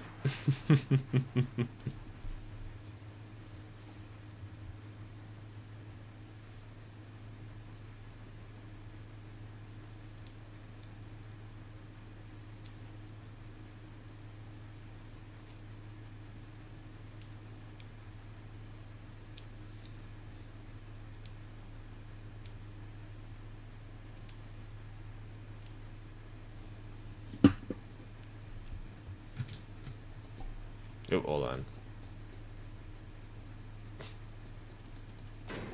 Let's not have a crash because I'm not paying enough attention to the game. Let's commit disinterested spouse so that I don't destroy everything.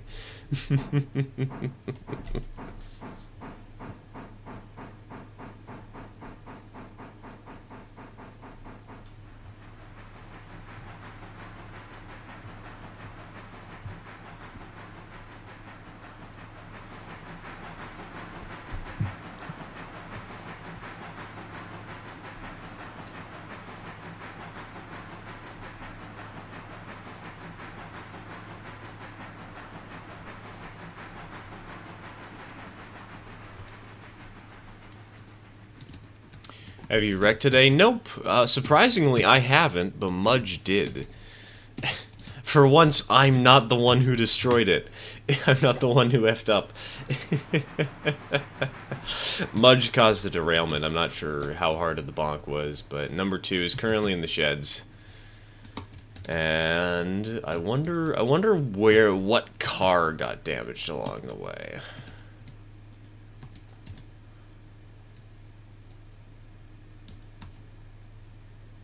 Who knows? We'll sort that out later.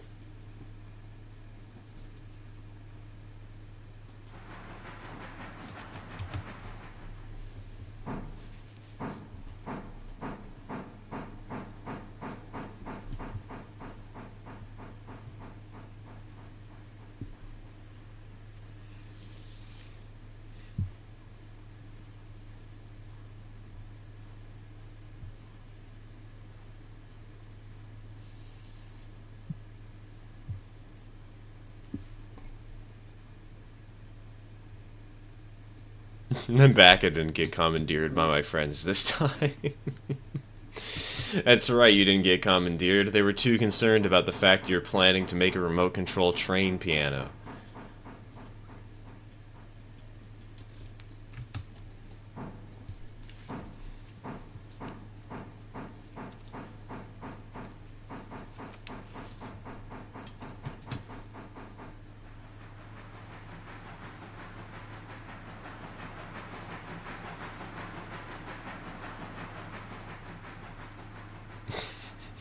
Excuse me, what? Don't worry about it.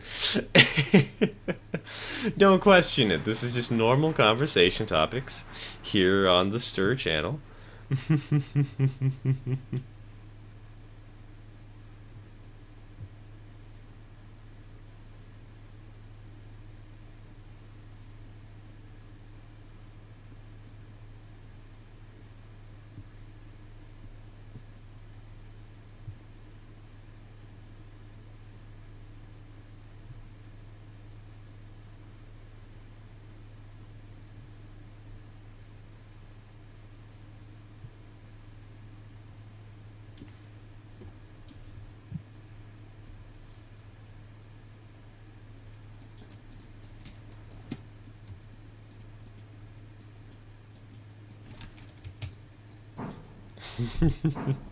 I'm worrying about it. Tell me what on God's green earth he's trying to make. Oh, don't worry about it.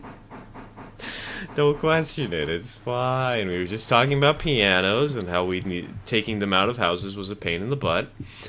One thing led to another, and now we've got a plan for somebody to play the entertainer while running down the Sumter Valley Railway on a remote control piano.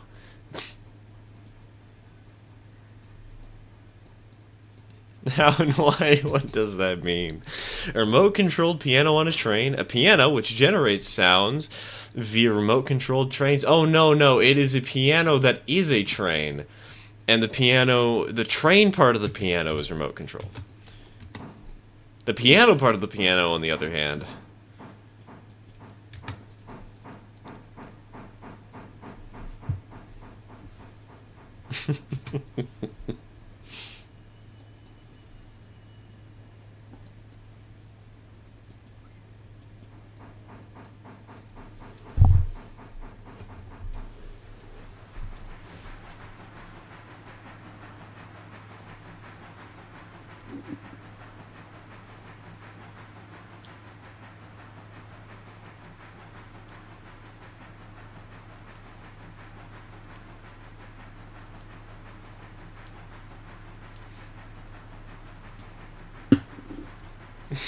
Piano on 3-foot gauge railroad wheels with a motor to run it along the Sumter Valley at 2 a.m. playing Freebird.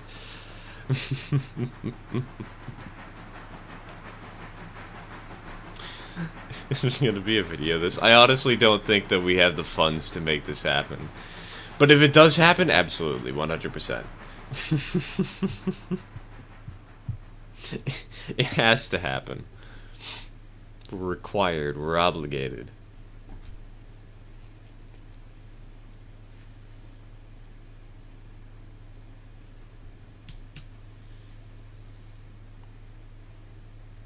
Imagine putting a tiny player piano on a model train. So when filming it going by, you basically just hear a music box playing. That'd be fun.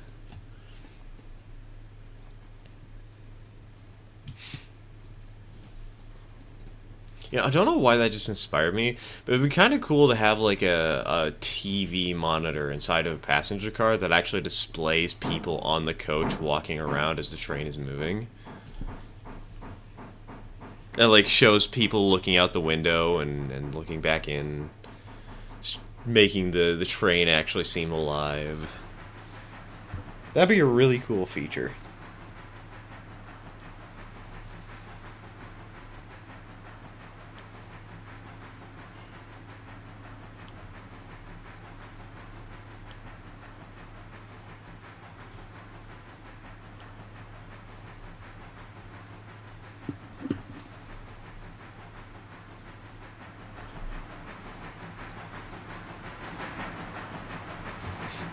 All I need is a player piano, and those are practically a dime a dozen around here. Sumter Valley has a wrecked speeder frame that I could rebuild and put the piano on. Hell yeah. We already have plans. Let's go. That's hilarious.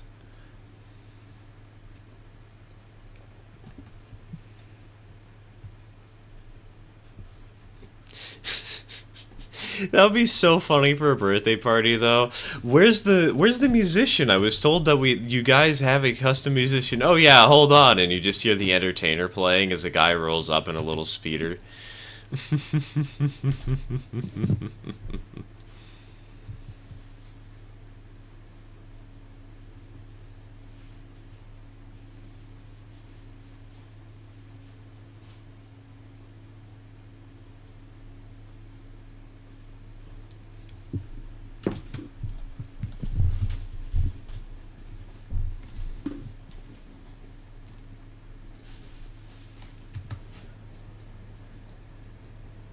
Get a push cart, get a gasoline motor, and get some chains that go to the axles. And now you have to have a piano to make the joke.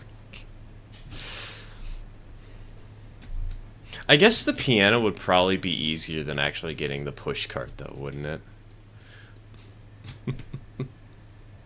News: I will be eating the membership eventually, and that means I'll help you to get more cha-ching. Yes, we can finally make our way out of this stupid loan that we have.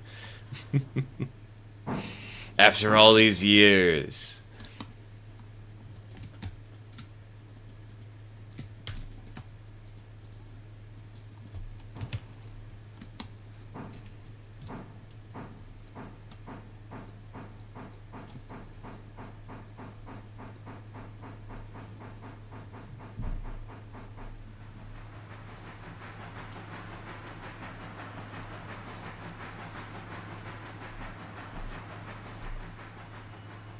Actually, that is an interesting... That does kind of remind me. I might need to expand the line again. Like, this is a good size, but maybe I'll need to go to Silva sometime. But the interchange would be such a headache to manage. I'll have to consider what other expansions to do for this railroad. I'm willing to bet they'll be very happy for me to take the speeder off their hands because they already have 2 others that they barely have room for. Yes, please put the piano on a random thing.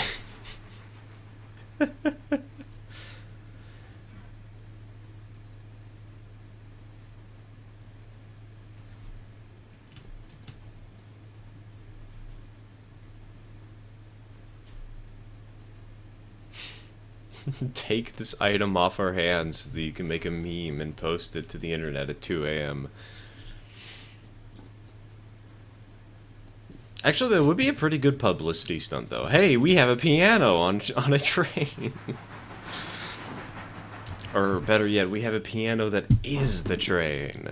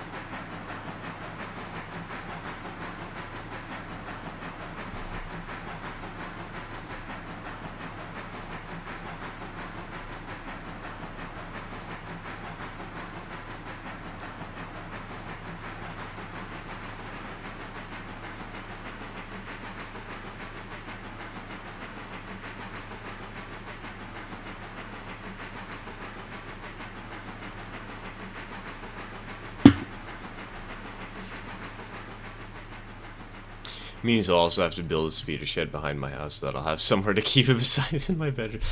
God.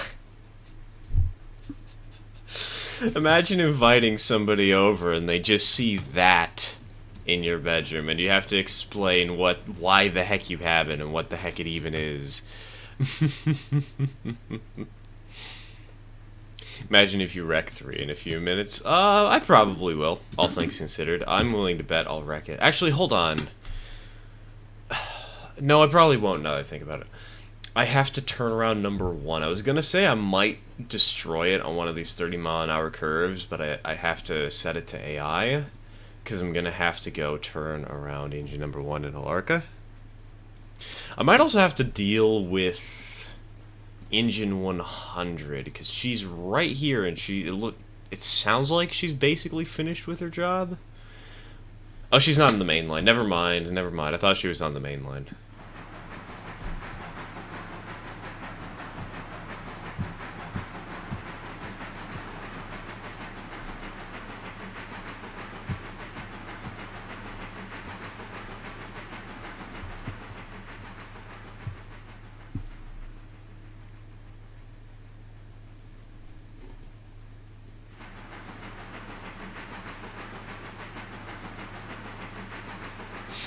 I like to go 40 on some parts of the line. I like to go 60 when I can.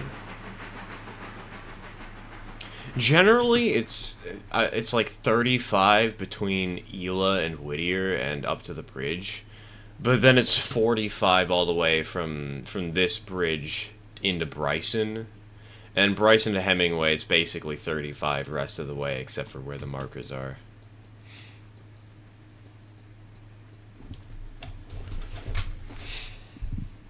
Because otherwise you take too much damage, and I hate damage. Damage sucks. It's terrible.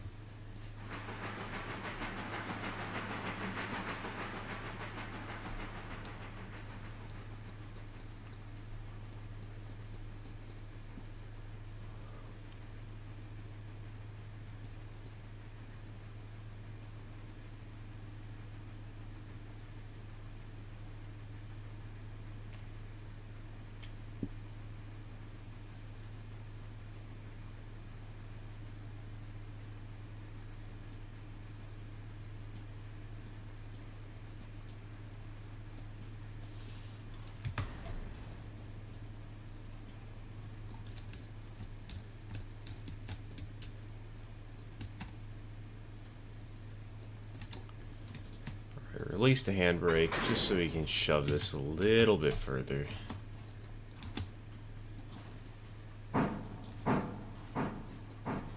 Apply the air brake. Oh wait, hold on, hold on. I should not be putting these cars on this track, because eventually we're gonna have to bring down the coal train, and that needs a track open for itself. So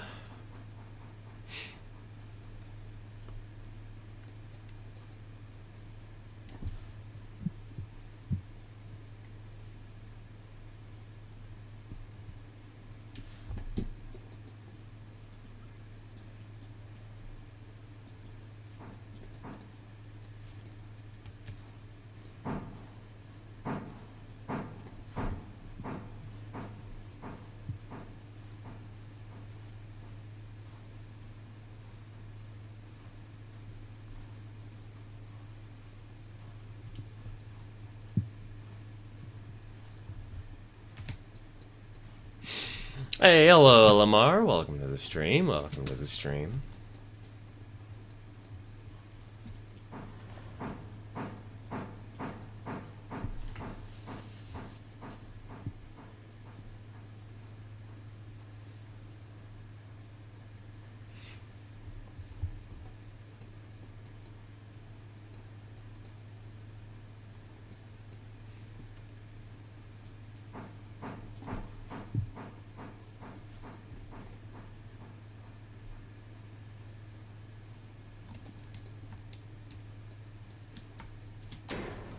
Bonk, link those up, get some air in these cars, and shove them back.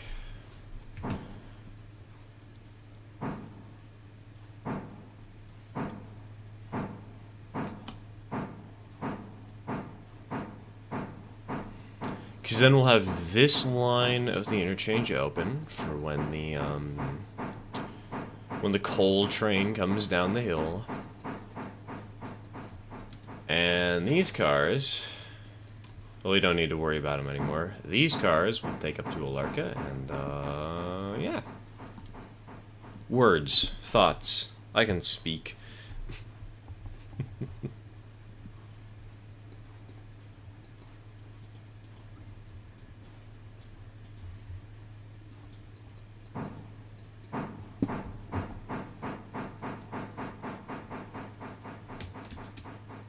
What?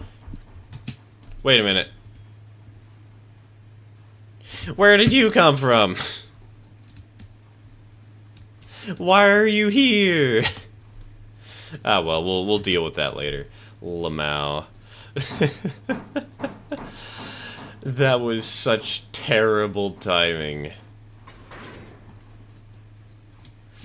Guess we're gonna need another train to Bryson one of these days, huh? Hello, Sebastian. Welcome to the stream. Welcome to the stream.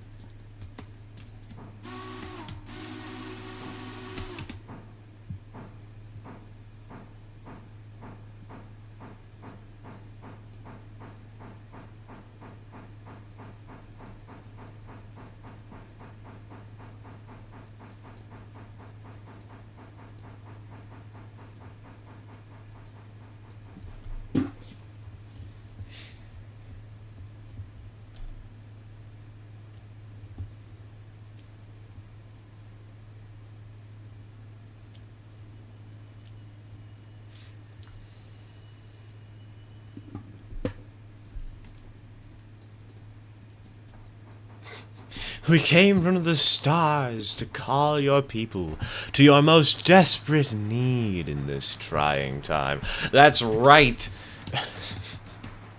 Look at this, you weirdos. Appalachia Hardwoods doesn't have enough freight cars. Wait, hold on. We can actually check the log, the console. 39... Okay. So, if it was at capacity, that's probably just because we had a caboose, or we had the, this car here. We had this refueling car for the Alarka Coaling Tower in the interchange at the wrong time.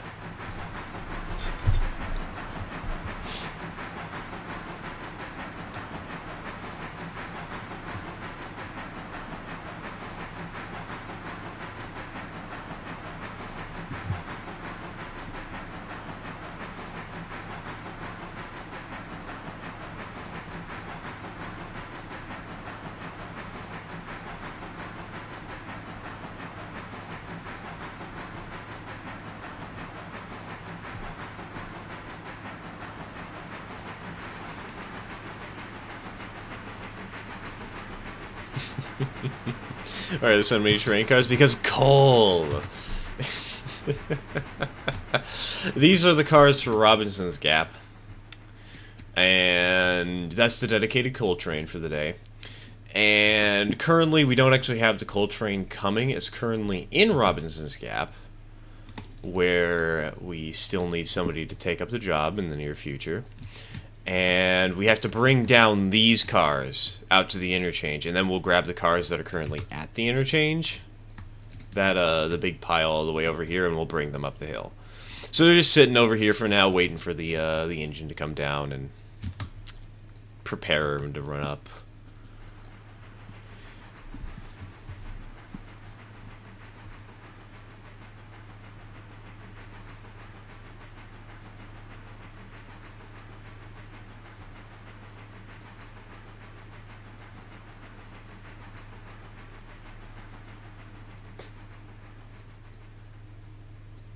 Unpopular opinion, calling them carts is fine when you're trying to be funny, because it's a funny word.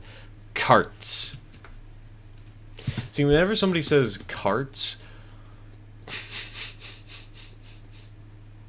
all I can think of is Mario Kart.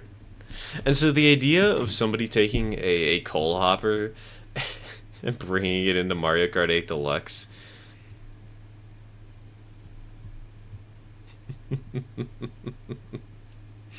A very silly little idea. I'll leave now, but enjoy your game. Thank you, I will. Take care, man. Take care.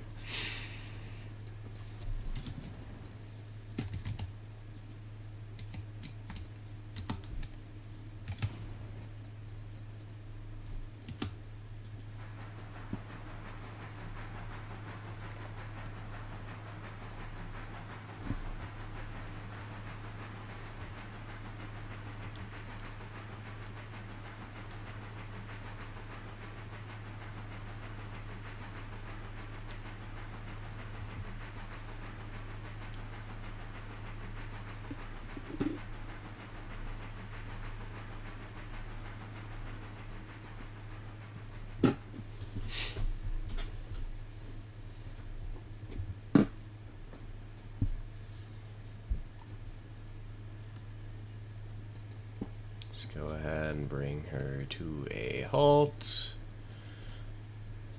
Back her on up.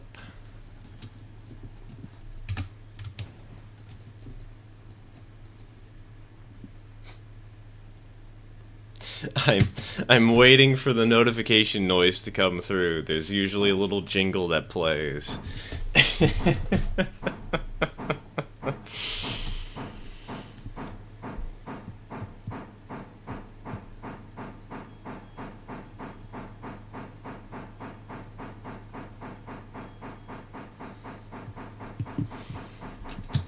Is whatchamacallit, is what's the program I use again? Streamlabs? Stream Elements. Is Stream Elements overlay not working today?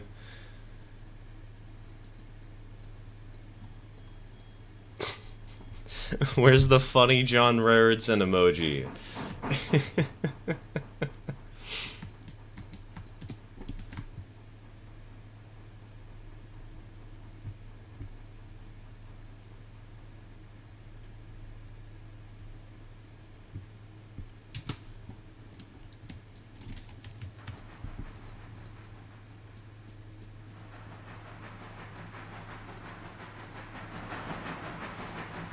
Actually, where is it? Hold on. Because Stream Elements has to be working, right? Stream Chat's been showing up just fine.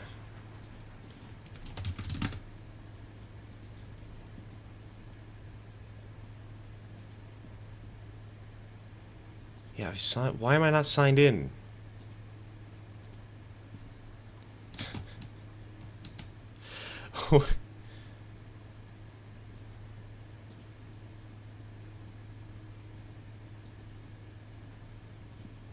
That's strange.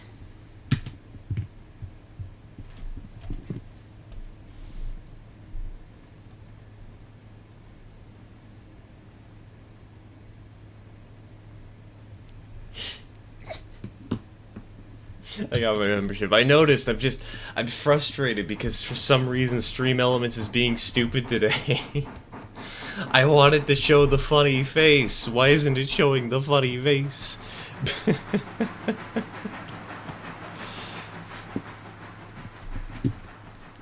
What's the password for it? Give me a minute.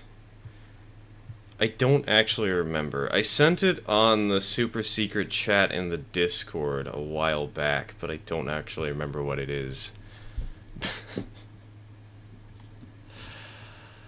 1 second. Pass.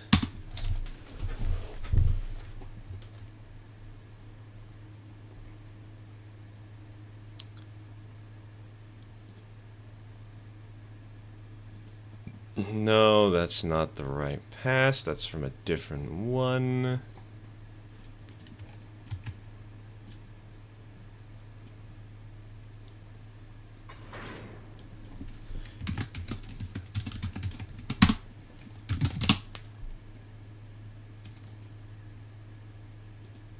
Is that it?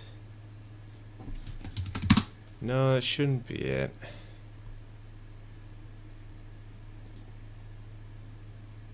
That's not it. I might have to reset the password because I don't remember what it is. I'm normal.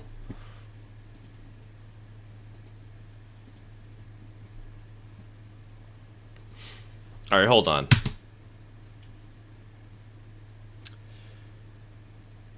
Kill the game for a second. Access control.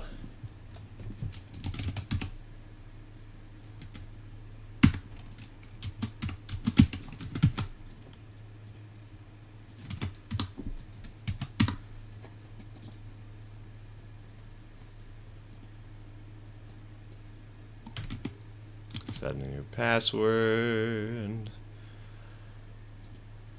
Turn that back on. OBS, how I love the ability to just toggle things at will.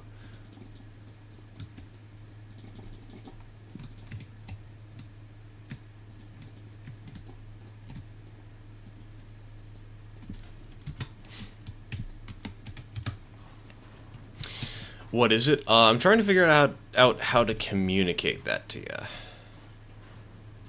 Either gonna have to do so. I don't know if you're on the Discord at all, but usually there's a role, a special custom role that it gives for people on the Discord who are channel members, and that gives access to a super secret chat, and that gives access to the password instantly. The alternative the alternative is going out of my way and making a single YouTube post. A single members only YouTube post.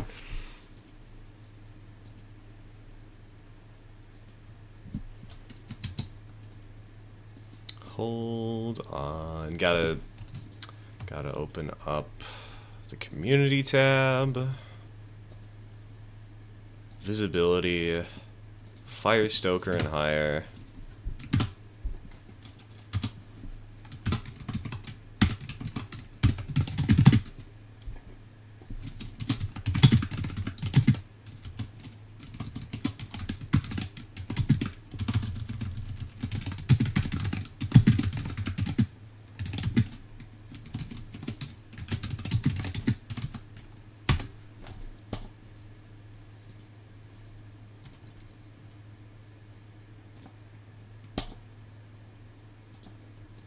Alright, you should be able to see it in the community tab in like a minute.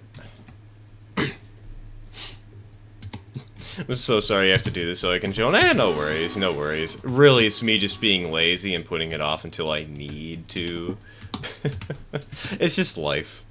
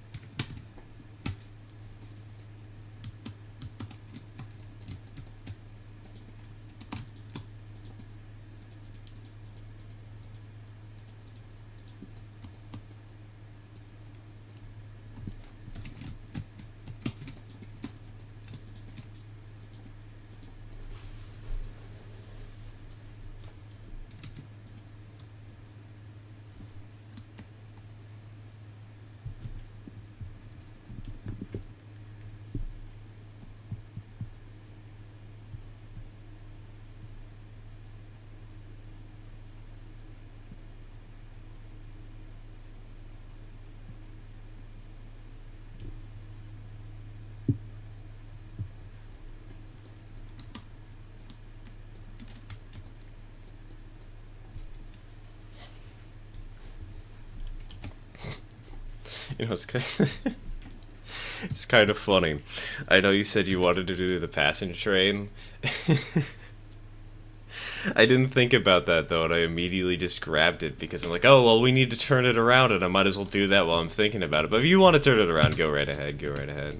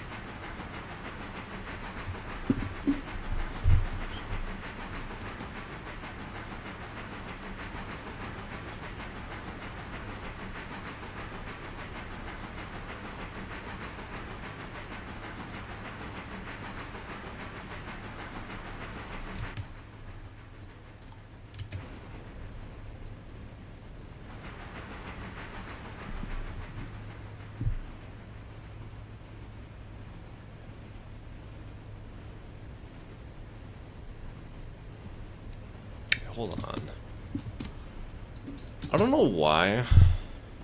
I don't think anybody's sending messages right now, so I'm not really that worried. But I'm slightly worried because YouTube, for some reason, has been acting up today and has been delaying messages. Like, they'll show up in the stream preview for a moment. But when I actually look at what the chat box I have, it doesn't show up for like a minute, and I don't know why.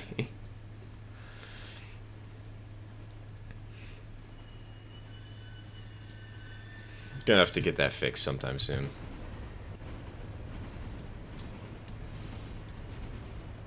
I think the main reason I find calling rail cars carts is funny is Highboy's review of Snowpiercer, amongst other proper railroad terms like loop-de-loop section of the train tracks.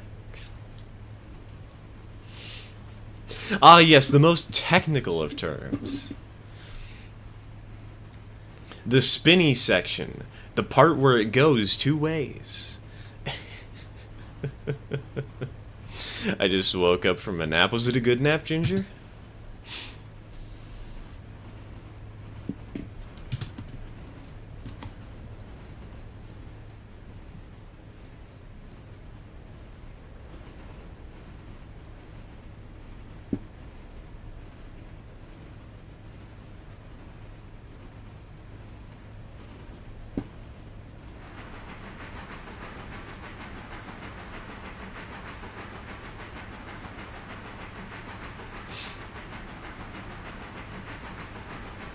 Took a while to get up the grade, but we'll be moving eventually. No worries, no worries.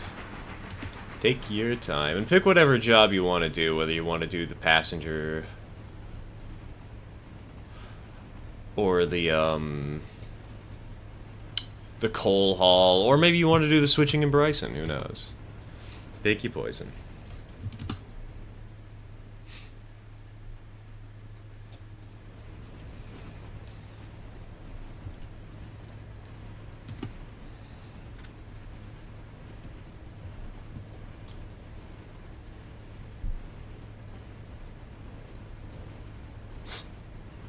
You can get mad at me if I wreck the expensive consist. Oh, don't worry. I did that 2 streams ago. It happens to the best and to the worst of us. Derailments are just a part of life.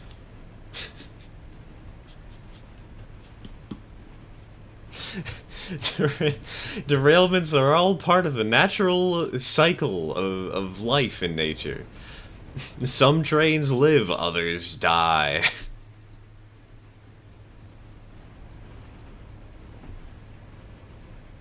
Hello, Katie. Welcome to the stream. Welcome to the stream.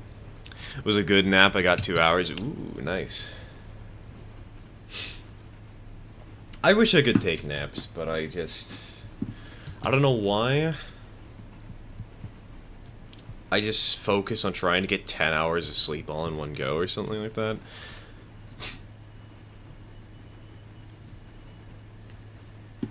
Of course, what I say at a derail the observation car. Off to a great start. Hey, as long... The one car that is really annoying to repair is the baggage car. We know how to do it, but it takes a couple of steps and it takes us cheating to do it. So as long as you derail everything but the baggage car, it's fine. Okay, it's also fine to derail the baggage car. We know how to repair it. We know how to fix that. It's just more of a hassle. Just got back again, had to clean my family's shower, and it was so bad that it smelled like a porta potty when I started. Jesus. What happened? Did somebody take a dump? Am I supposed to turn the train around at the Y because the long train cannot fit? So, at Alarka, we do like having our trains facing forwards. We do like having caboose at the back, engine at the front whenever we can do it, so basically all the time. At Alarka, what you have to do is you have to uncouple the passenger cars. And then you take the locomotive, the baggage car, and the observation, and you turn those only. There's enough space to turn all three of those. Nothing more. And then you just have to reconnect your train. At Whittier, fortunately, it's not as much of a hassle because you can actually turn it around on the Y there, but at Alarka it's kind of annoying, to be frank, but it works.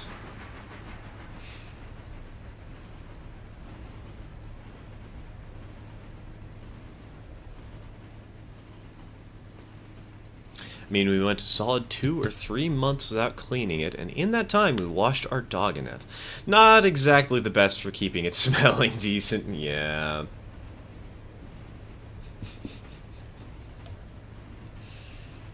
Hey, at least nobody was using it as a toilet. Okay, I hope nobody was using it as a toilet. I severely pray nobody used it as a toilet.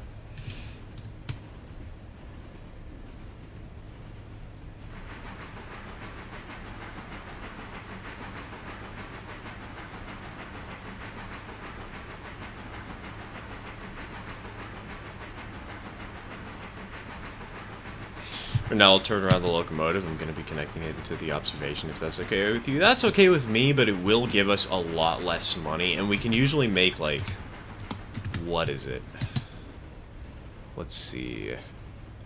Like $1,000 per trip thanks to that observation being on the end of the train, so...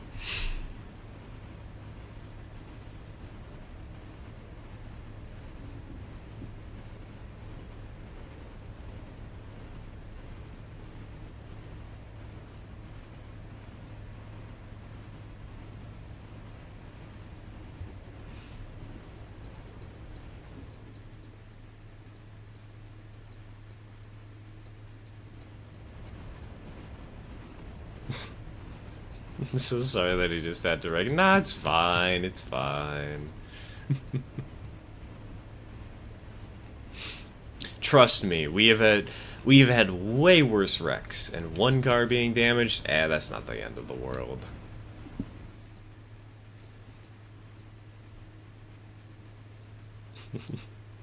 See, also that one time that I derailed, what was it?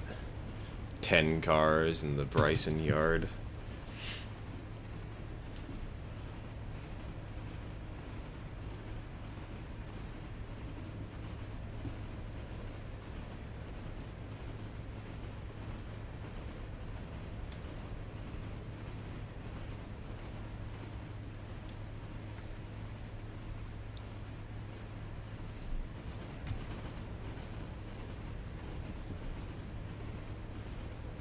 Speaking of Bryson, I'm currently passing Bryson, so you might need to be a little careful. We'll probably need to schedule a meet at some point, because I'm heading up to Alarka and I'll have to pass by you somewhere along the route.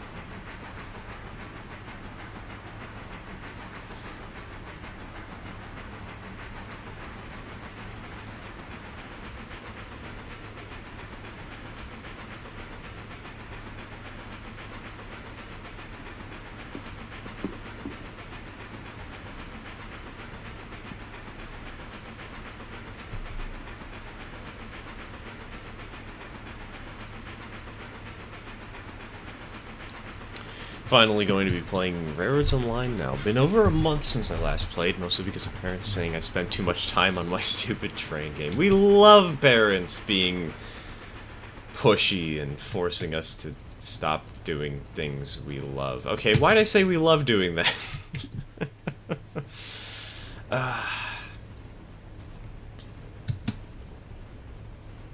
Gotta get back to hauling those 30-car trains with a doubleheader mogul consist.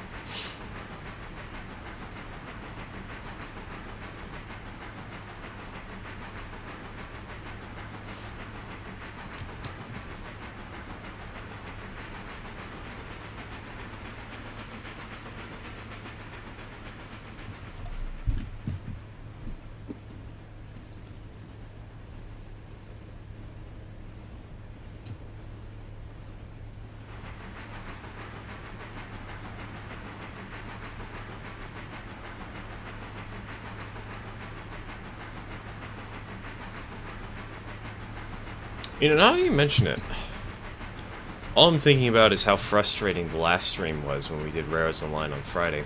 But I'm wondering, was that frustrating specifically because it was on realistic difficulty settings, and so that made the train weights too harsh? Like, I think it was fun from the perspective of trying to struggle through getting up the hills, but maybe that's why I derailed too much.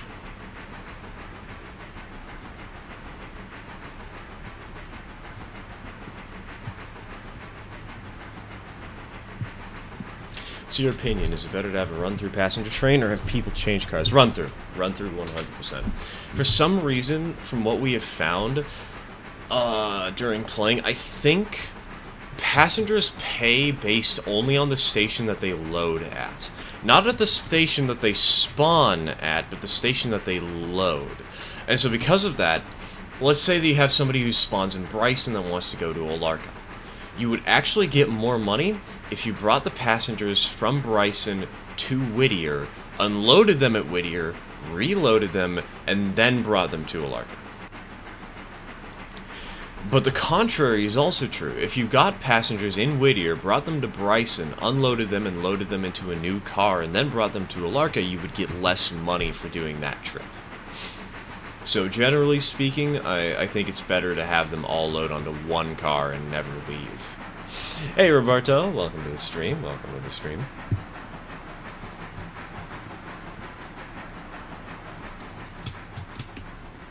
I shouldn't be easing up on the regulator.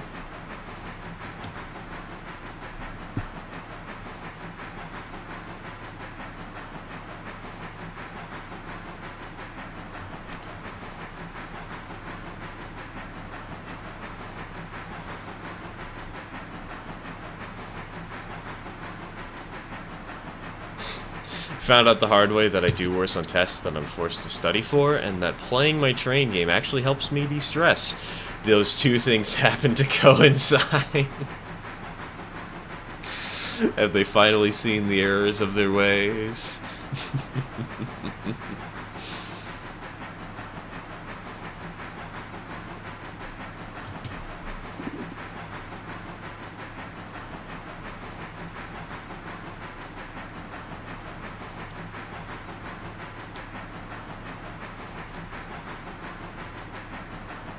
Been writing 3 essays, which I'll only finish 2.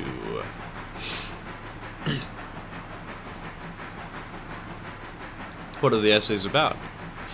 Not even at Hemingway yet. Well, I'd expect you to stop at like a Larka Junction or Cochrane first, so I think, based on where you are right now, we'll probably have a meet in Larka Junction.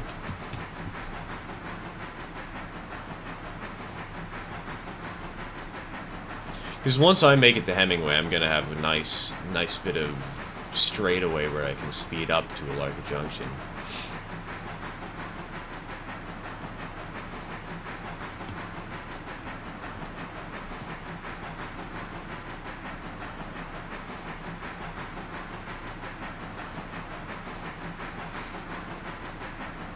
I went with models. I was thinking if the sightseeing train would start in Seattle, then run over the Great Northern, then run over my shoreline. Yeah, I still think a through passenger train is better. If you're going to be running a luxury passenger service for sightseeing, having it so you have to change passenger cars is stupid.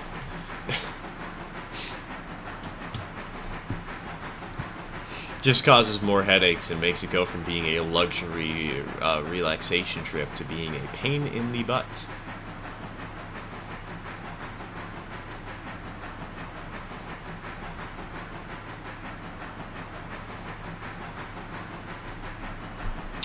History test tomorrow. Must write 2-page essays from 4 pages of history book. For 6 rows, we'll have 3 essays. I sit at the front and usually solo, so I can hopefully pick which essay I write. Great geographic discoveries, early capitalism, and or the Reformation in Hungary. Last one is the one I can't be bothered to even start, because it's already 11:36 and I'm not done with the second yet. Yeah, that's fair, that's fair. Better to prioritize getting what you have done than trying to spread yourself out a little too much.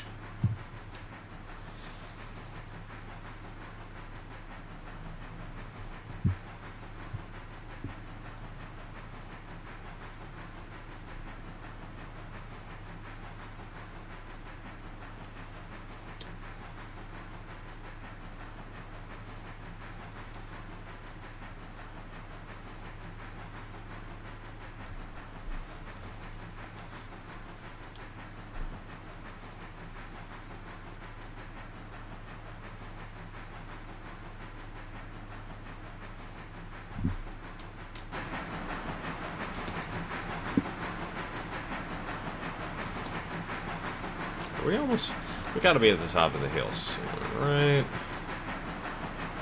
Yeah, absolutely. Okay, we made it over the 2%.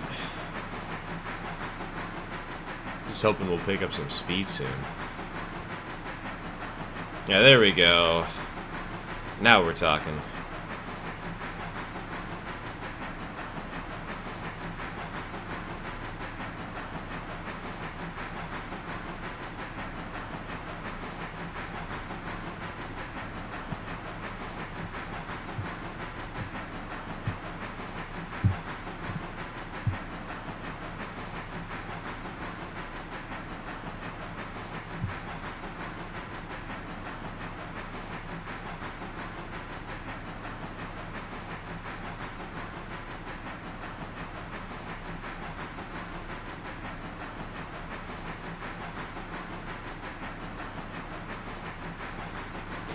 One of my classmates vented to me earlier that she too was staying up late and she hadn't finished the first one at like 10 p.m.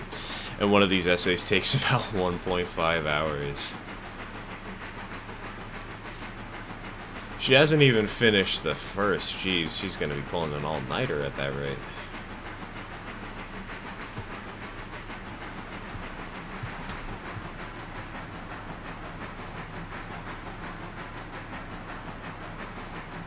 Oh, you just got there?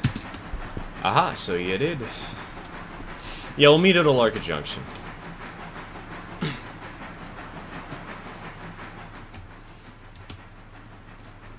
I'll slide into the main line, or I guess not really the main line, because we don't have the route to Nantahala, but I'll slide onto this track over on the right here, so you have space on the left.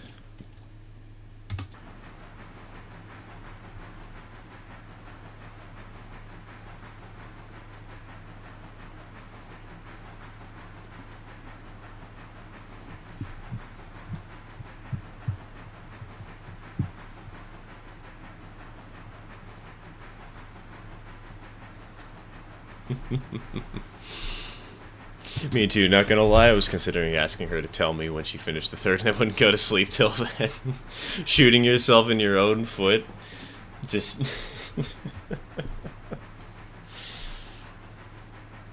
all-nighter. All-nighter.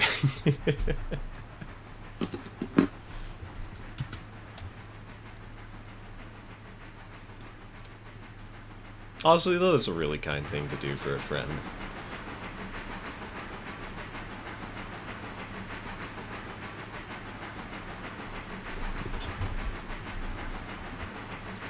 Recently, in my English class, we had to write an essay about the book we read. Not to brag, but me and my friend were like the only people that submitted something that met the requirements set by the teacher. Nice. On one hand, that's depressing. On the other hand, I'm kind of not surprised.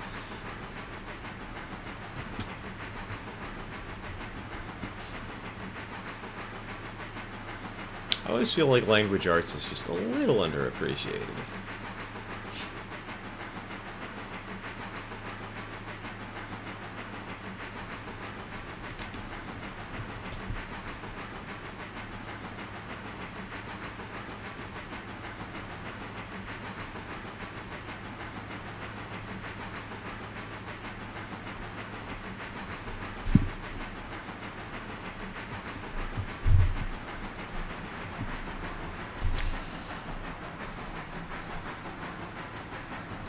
Oh, I just realized if you want train applier, you can turn around the train here at Alarka Junction, probably. Because the Y here is so much more forgiving than the one actually in Alarka itself.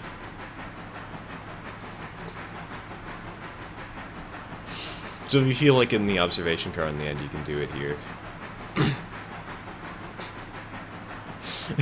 It's gonna be kind of funny, though, just...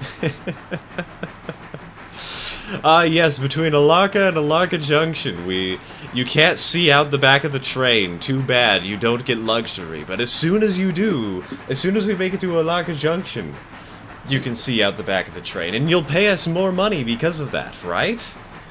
Right?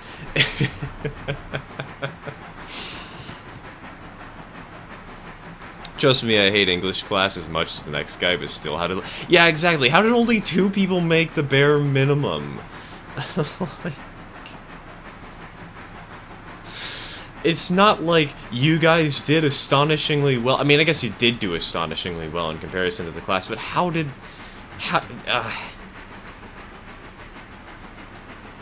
I was one of the few people back in high school who actually liked language arts.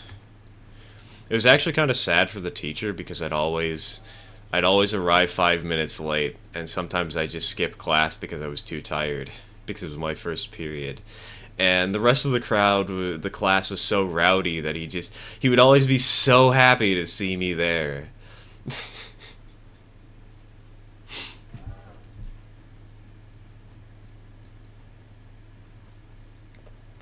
Because I was the only person who really actively tried to do stuff in his class.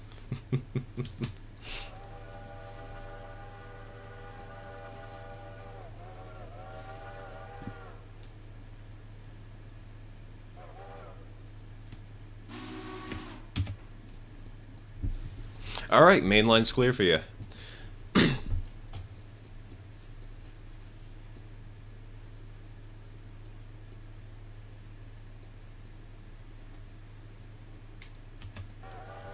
You can take a look at the... Oh yeah, I can see. I can see how bad the observation car looks right now.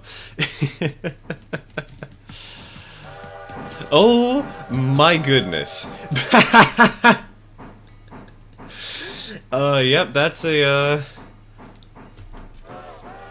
little bit of damage. Okay, it's only 20%. I thought it was gonna be like 40% or something like that.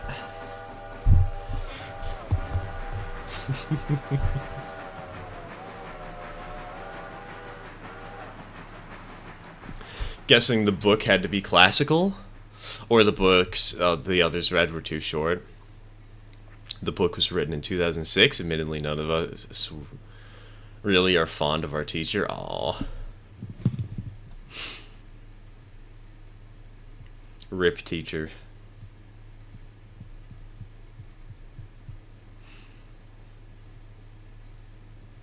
And again, I say rip teacher only because I had a good one, so... I know some others might not have had the same high school experience. Gonna be offloading here. Take your time, take your time.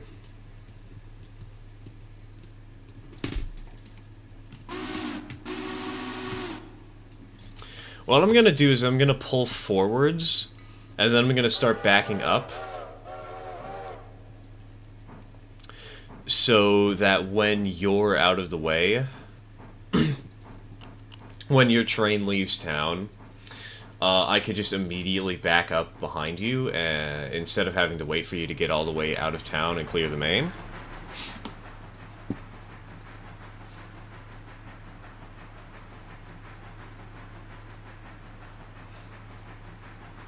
You'll let Phil Swift get at the observation car for a commercial.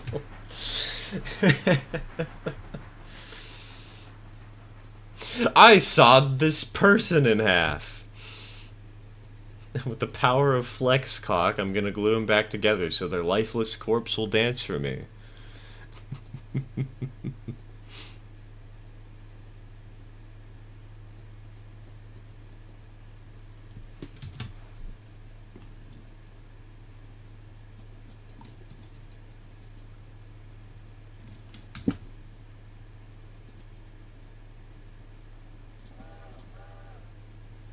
Oh, we don't have a Reading 6 on any of these engines. You know what?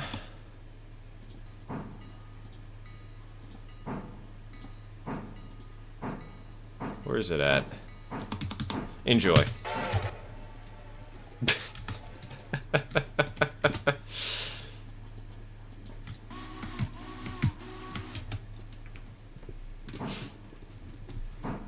In order to show you the power of flex romancy, I sawed this man in half. Flex romancy. I like that pun. I'm stealing that. I know it's not what you said. I'm stealing it.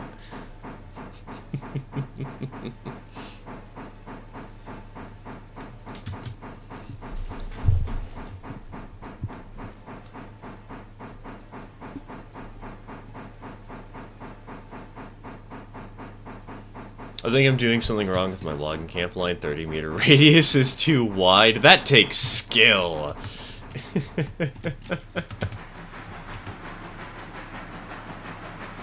That takes a special type of talent.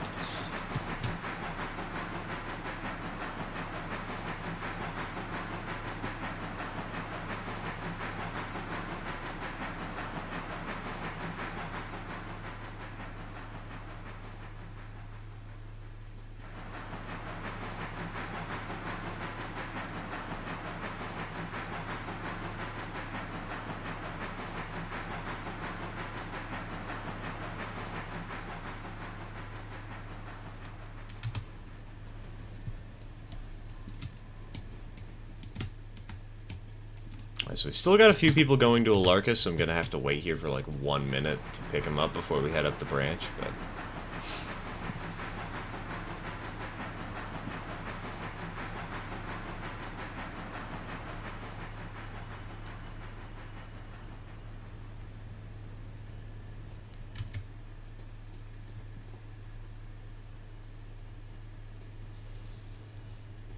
Recently confused the West North Carolina whistle pack Southern 3-chime. I assume it's West North Carolina, I don't know. Southern 3-chime for an old Trains recording, but man, I really want to get my hand on that whistle. On the Southern 3-chime or on the old Trains recording?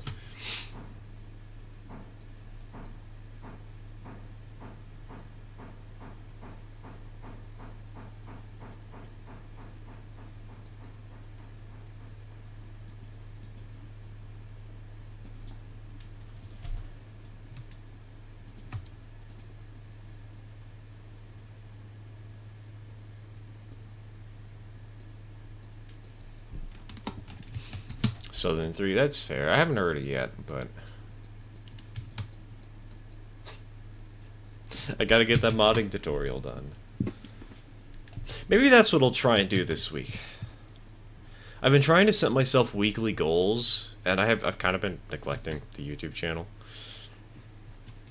Maybe I should set the goal of, finishing the tutorials and doing the modding tutorials. Should I put the observation in the shops? Yeah, sure.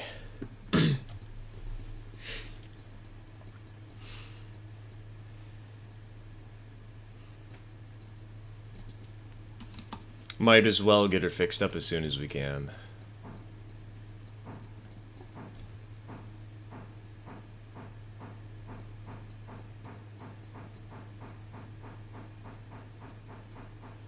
Has to be the most beautiful whistle to ever be put in Rare Order. There's a YouTube video showcasing it. It's at 410. I'll have to check it out in a bit.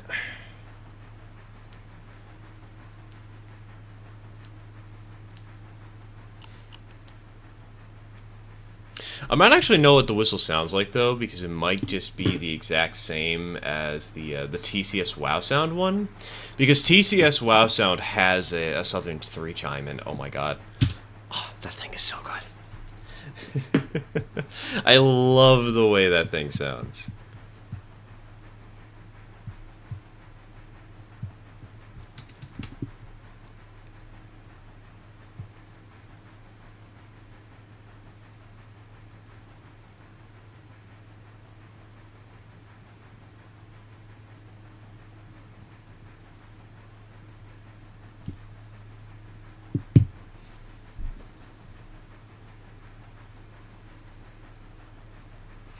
You can grab a link and put it into the Discord somewhere. I might forget to watch it. So if you want to put that in, I'd recommend sending it later if you want me to see it.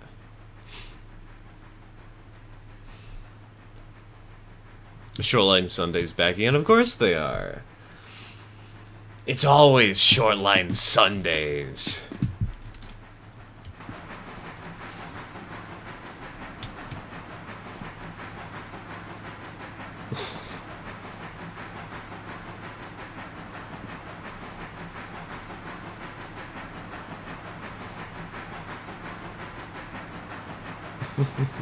Later translates to sleep for me, not gonna lie. Later could also translate to tomorrow. We'll see if I can remember it, though. We'll see if I can remember to take a peek.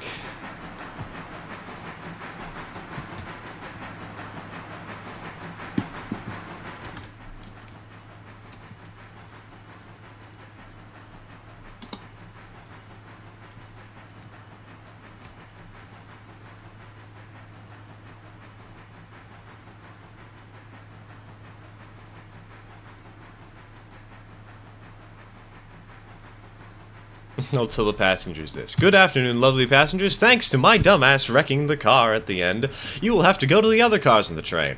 Sorry. Not sorry.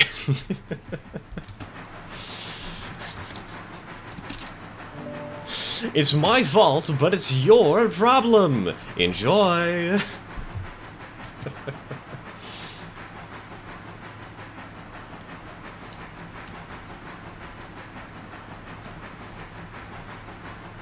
Hey, Cochrane! Got anybody waiting here that needs to go up to Alarka? We do. We have 12 to Bryson and 8 to Alarka.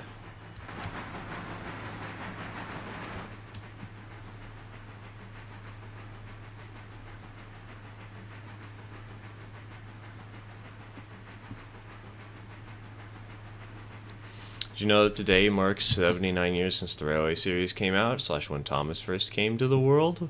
Interesting, I was not aware of that.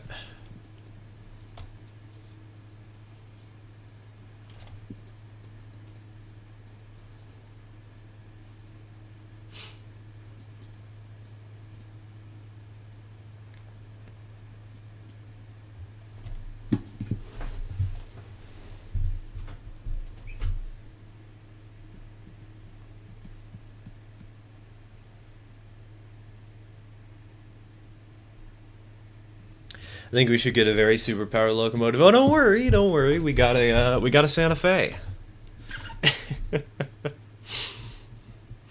Most of us like running the smaller locomotives because it provides more of a challenge when trying to climb hills. But we do have engine number 4 currently sitting in Robinson's Gap. The big old chonky thing. Which is basically the dedicated coal hauling engine. Because, oh my god, these trains get so flipping heavy. It's absurd. It's not okay. I got 2 cars down here. Are the mine tools empty? Oh, okay. So we've got...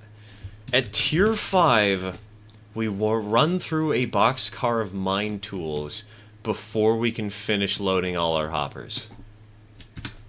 Nice.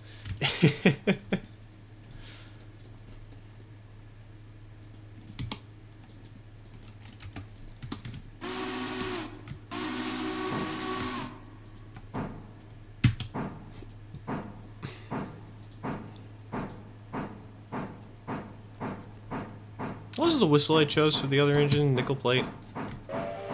No, it wasn't nickel... Was it nickel plate? No, it wasn't nickel plate. Wasn't that. It's actually a kind of fun whistle, but it doesn't feel right for this engine. No. There we go. That was the whistle we had for number 1. Are there any coal cars that need to go to the interchange? Yep. The coal haul is a job we need done today. Nobody's gonna do it because usually Ninavask does that job, but he's not gonna be here this week, and he's not gonna be here next week either. Unfortunately. So if you ever want to pick up the coal haul, go right ahead. Get the big, chonky, fast freight out to the interchange. And we also have a full train of coal cars waiting out at East Whittier that's ready to head back to Robinson's Gap.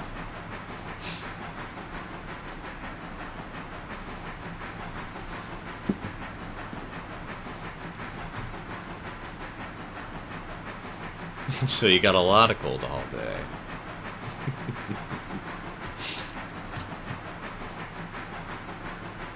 I do have a thing for the smaller engines, it must be said, but I also love me the Decapod. Honestly, same.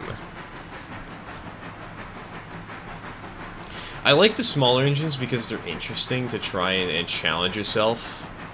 Like, for instance, we're at a 2% grade here, and you can see that Brunk, number 3, is starting to struggle as she climbs this hill with the 507 tons.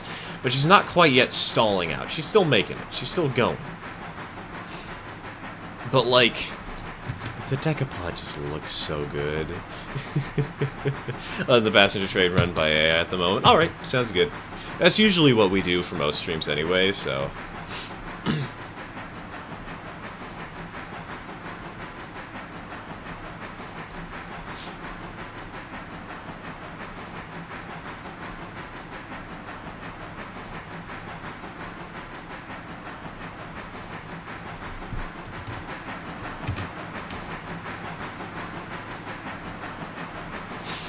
made the decision to standardize my fleet. Both my D46s and 51s got rebuilt to C55/51s.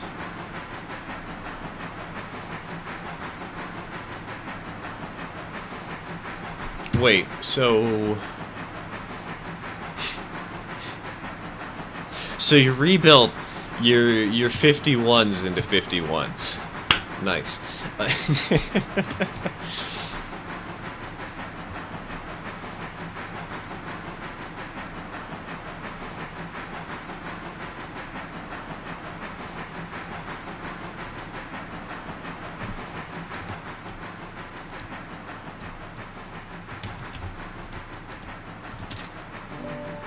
Ah, that's a good picture.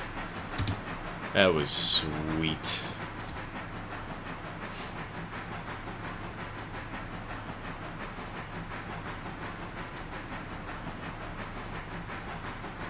Ironically, out of all locos that are probably going to be preserved past dieselization, it's going to be number 5 that stays closest to original condition, excluding number 1 and number 3.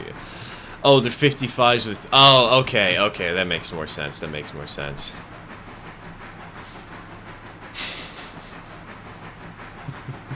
Lag just had to happen, and now the... Oh no, another derailment!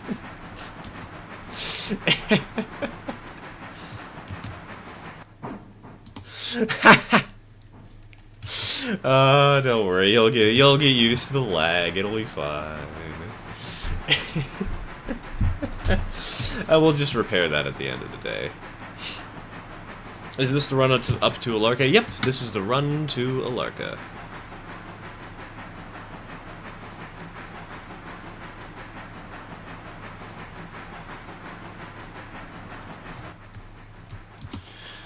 Currently, it seems that we kind of have dedicated usages for each locomotive.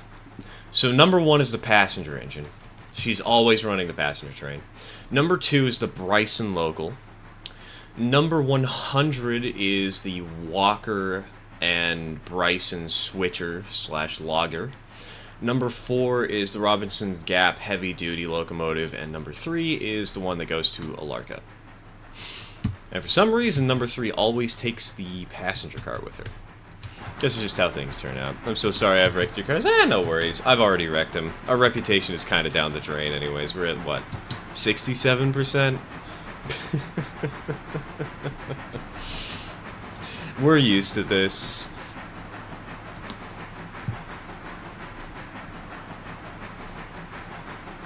Perhaps it makes sense to assign the engines to dedicated crews. Perhaps. But I also kind of already assigned them to dedicated crews because when you hit tab, you can now see that it says Ashland Pacific underneath the locomotive. Because instead of having the name or the reporting mark for the engine, APRR3, it now says Brunk, you know, because I gave it the silly little name. I could do dedicated work crews, but it would just, like... it would get in the way of that sick, cool little feature, so I don't know. Maybe I'll try it in a few days.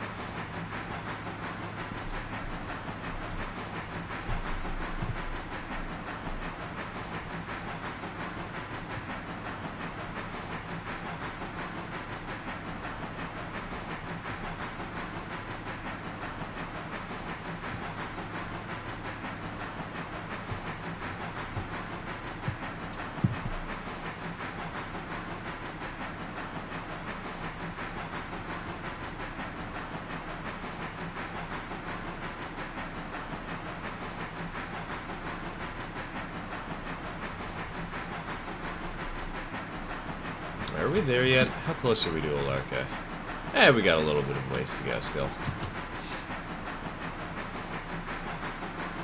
You know, I really like this Alarka run. It's a nice little challenge.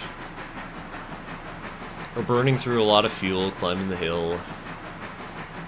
With this actually it's not that heavy of a train, it's only 500 tons, but because of the 2% grade, it's a nice little struggle. I like this.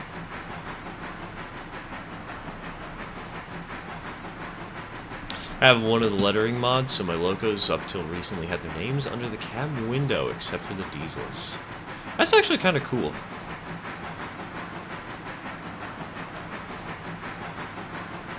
You know, I might have to add that to the list of mods that I play with later on down the line.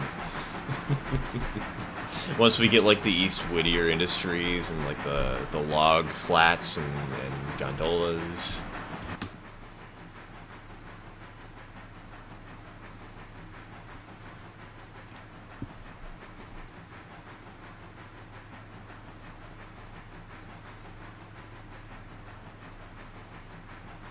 Sounds like a nice one for sure. Exactly, absolutely. Like, it's just a little quality of life thing that doesn't change how the game plays out, but it changes how you interact with the world, and that's really cool. I really like that.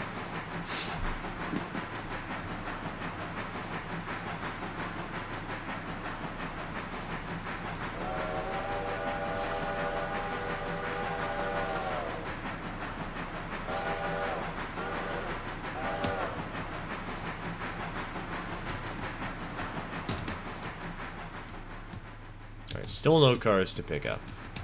Just a lot of drop-offs.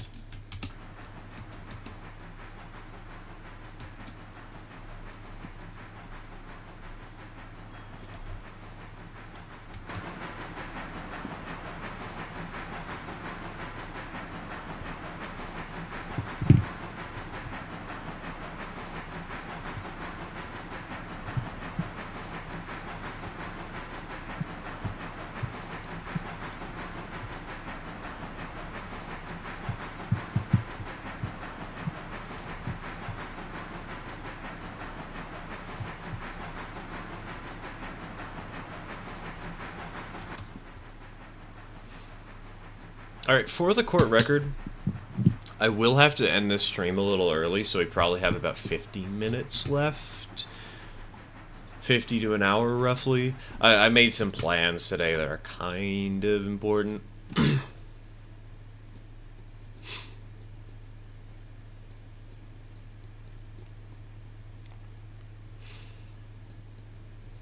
It'll still be around the 4-hour mark, you know. Speaking of that, I deleted the brewery mod. There was way too many cars for one place on one train on Tier 1 was 30 cars? Excuse me? What? Oh my goodness. Okay, remind me not to do the brewery. Good lord. Isn't... What? Tier 1 was... Oh my goodness.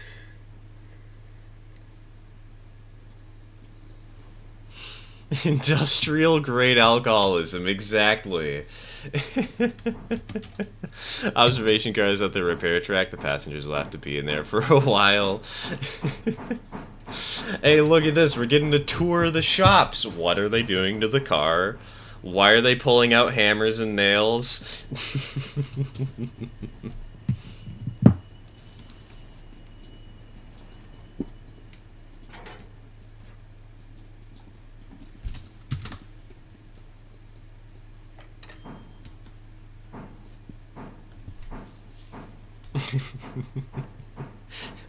Industrial grade alcoholism is too good.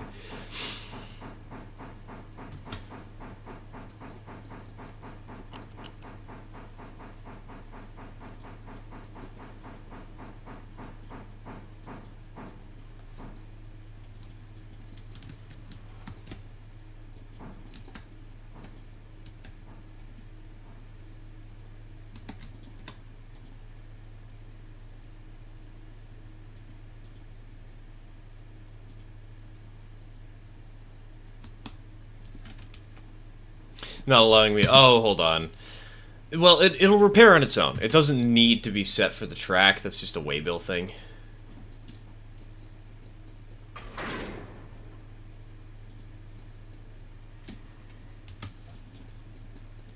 So don't worry about that. It'll automatically repair even if it's not set up to say that it wants to repair, you know?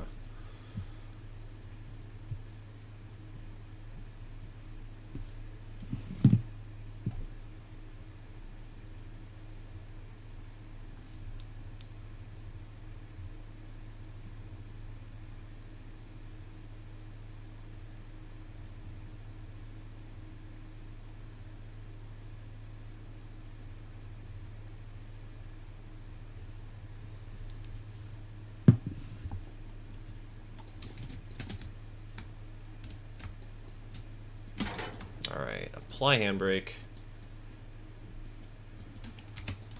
Pull it forward.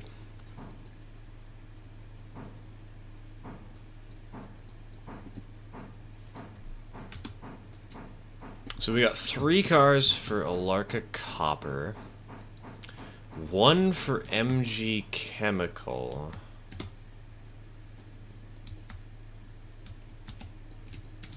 And 1 for Alarka Fuel, and then finally 1 for the coaling tower? Okay.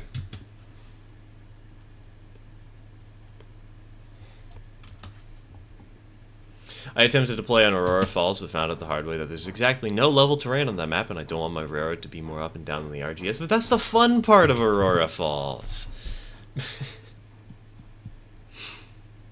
Yeah, there's barely any, flat areas, flat regions.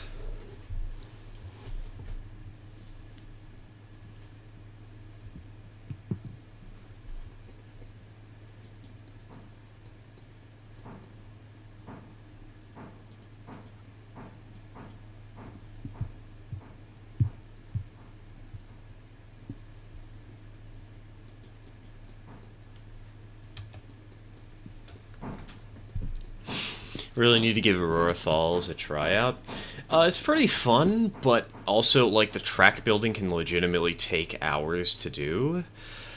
Not just because it's so big, but because trying to restrict yourself with certain gradients can be really difficult. I'm doing a 3% playthrough, and the route is super windy with 50-meter curves and looping back on itself like a snake constantly. It makes for a fun track building challenge, but it also is kind of rough, kind of hard.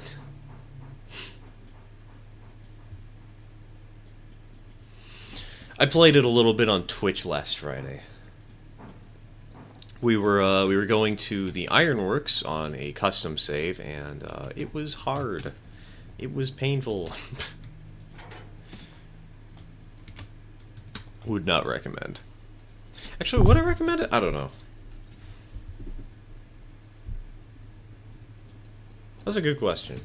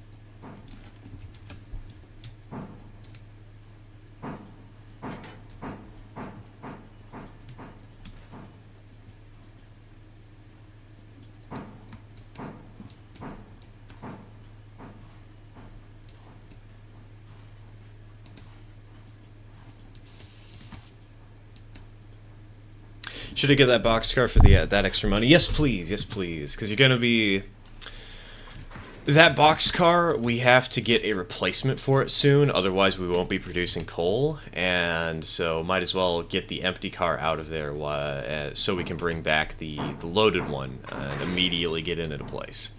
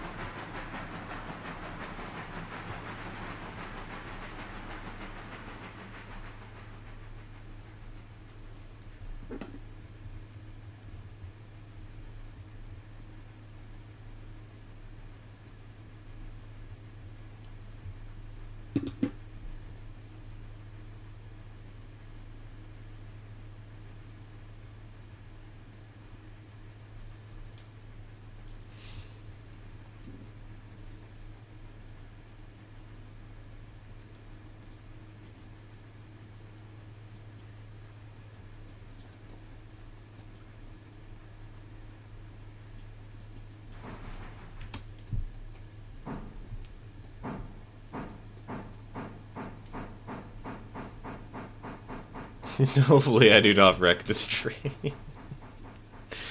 I mean, you did the caboose. Does that count?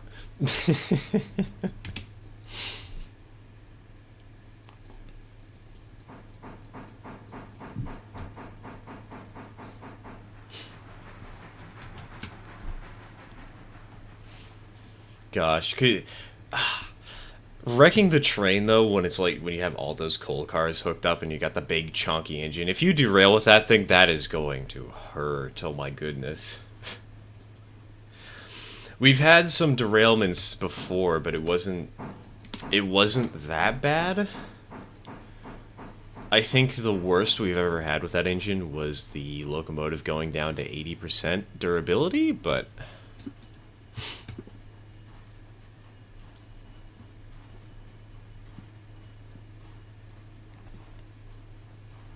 even that was painful because we had to leave her in the shops for a full day. Donk. Uncouple. Link. And that's good to go. Let's get this sucker refilled before I forget.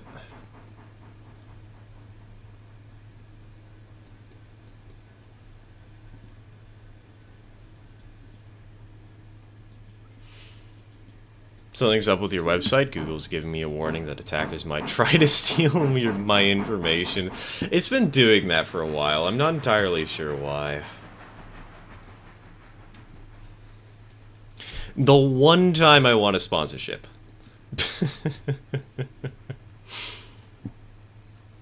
The one time I'd want Squarespace to say, hey, yo, get a deal for 15% off at website.co.gov.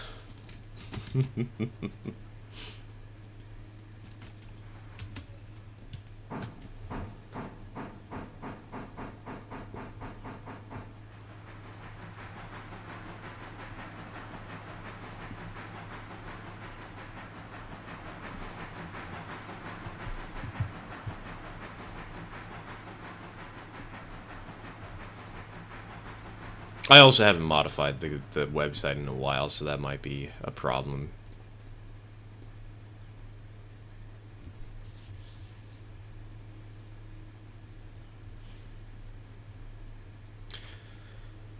I have the caboose right next to the tender for extra braking. One thing we do on this railroad is have our cabooses at the end of the train. It's one of the rules we have. Engine at the front, caboose at the back, wherever possible. But for extra braking power, do you know how to control click and just immediately apply the handbrake on literally any car? It's a very useful tool.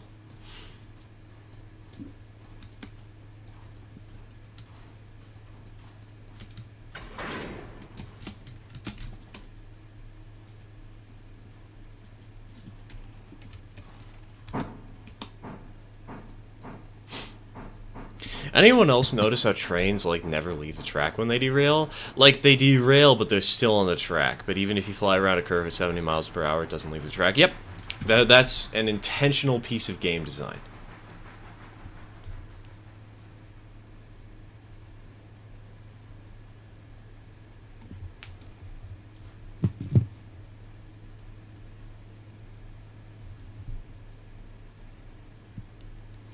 I guess I won't be playing one of your maps because Google is basically begging me not to go on it at this point. Which site, TK? Are we talking about regular old starhav.link or are we talking about trains.starhav.link?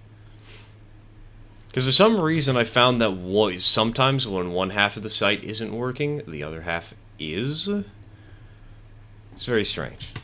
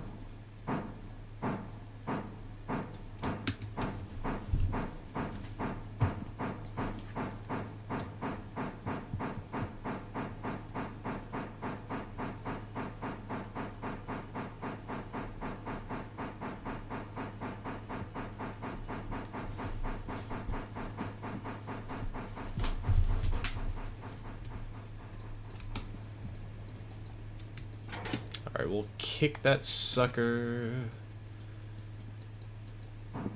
Let her roll all the way down to the Alarga coaling tower. Just gonna take this easy. With that heavy of a train, I do not blame you.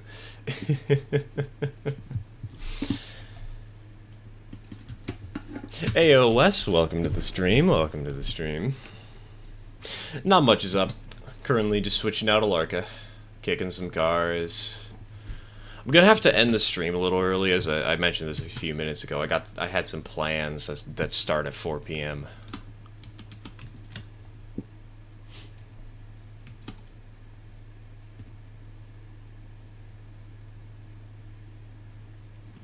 The longest train was 36 cars one time. I think the longest that I've ever done was 100 and some odd. It was like 118. That was extremely painful to do. I would not recommend doing it. 36 is good enough. 36 is more than enough for a single day's job.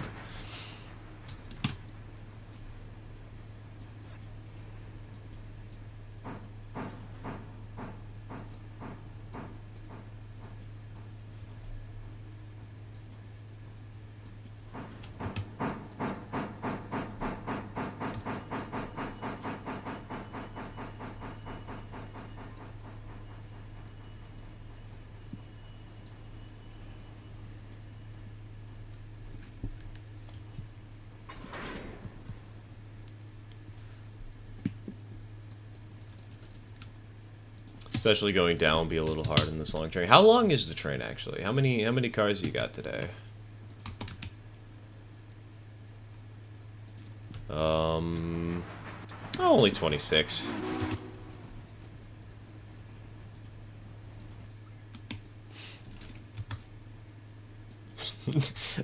Only 26, he says.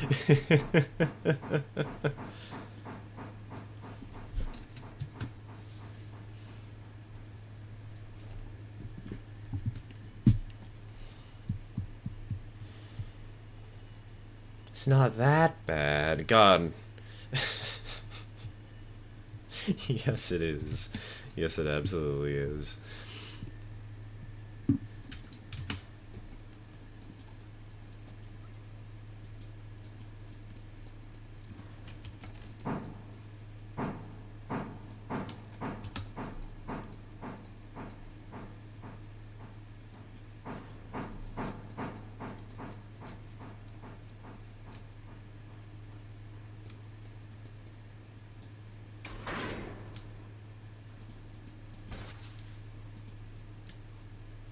Alright, shift click, connect the glad hands.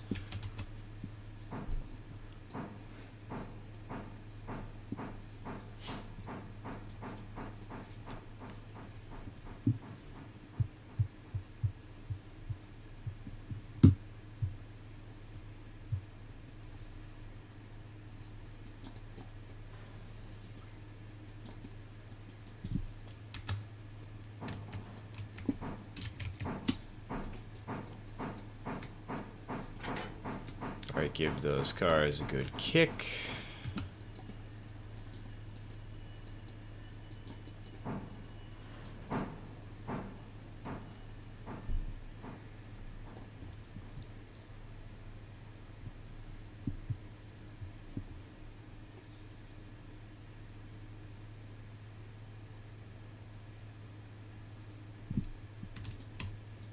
Apply the handbrake.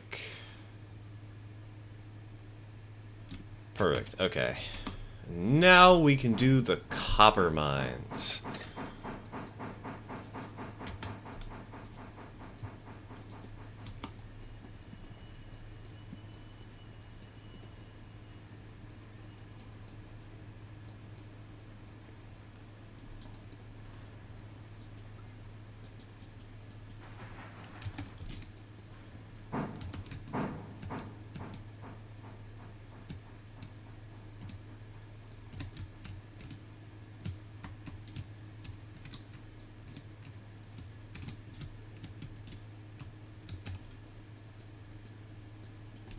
So there's one car here that we'll have to pick up.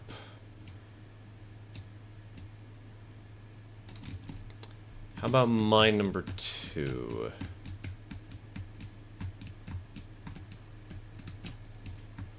Only one car. Huh. I would have expected this car to load a little faster, but I guess the copper mines are kind of slow. Peculiar.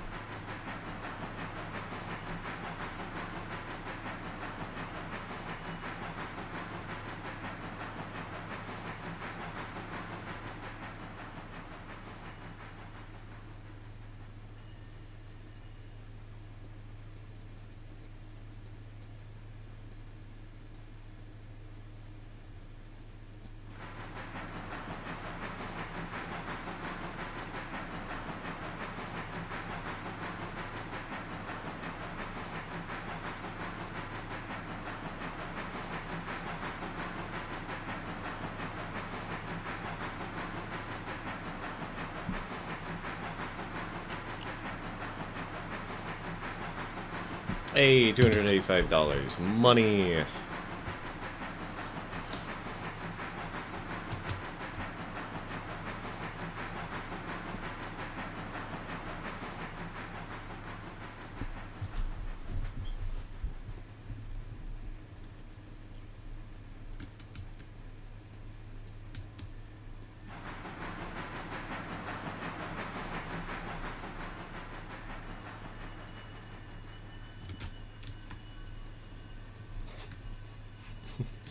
Wait, where did... That car's at 99%? What happened to it? Were you going up the hill just a little bit too fast and it got some damage? Or is that just something where somebody bonked it too hard? What happened? I probably bonked it too hard.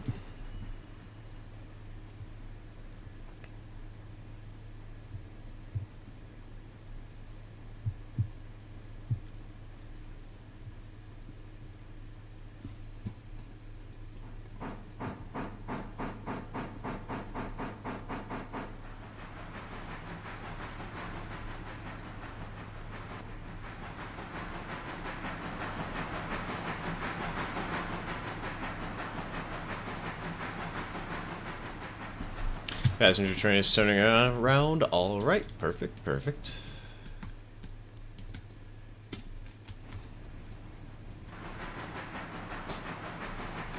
Gotta get that big bucks moolah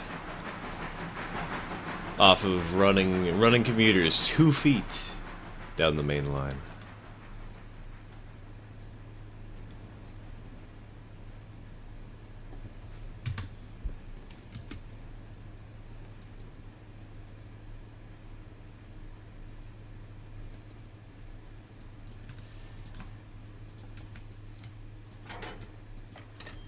Car got mental health damage, but it can't talk, so it seems like it's from nothing.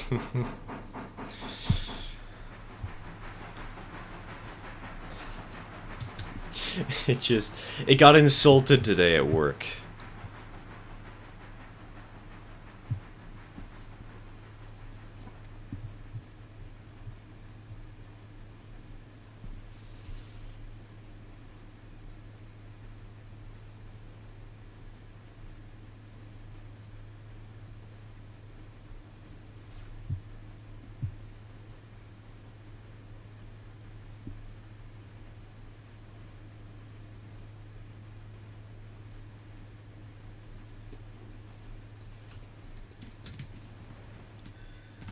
Oop, we're going way too fast downhill.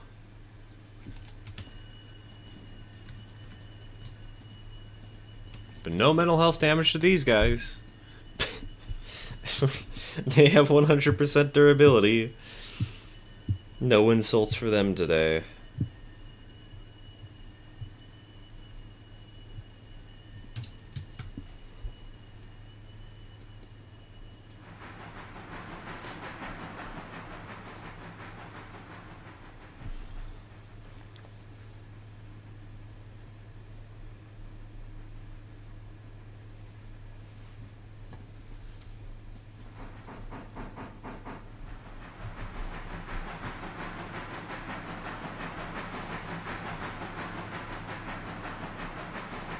I just noticed that at the same level the wheels aren't turning.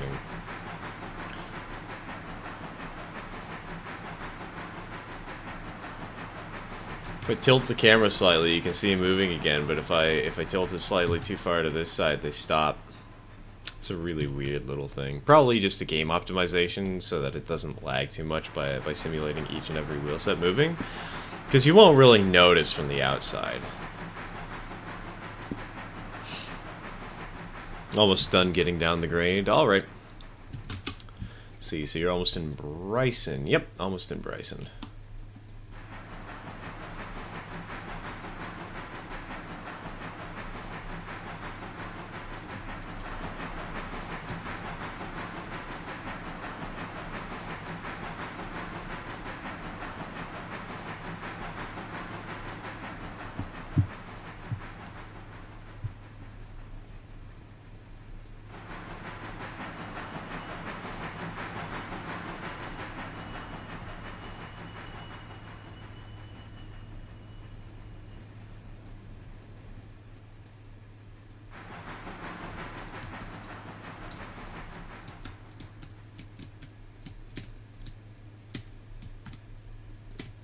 Alright, so we will take these cars, we'll shove them into the track. It's gonna be kind of silly getting that one hopper that's already loaded. Because we're gonna have to back up into the siding where we normally would grab the cars, or put the cars, the empties, and then move forward to get it, but it shouldn't be too hard, it shouldn't be too hard. There's enough space for a locomotive over here.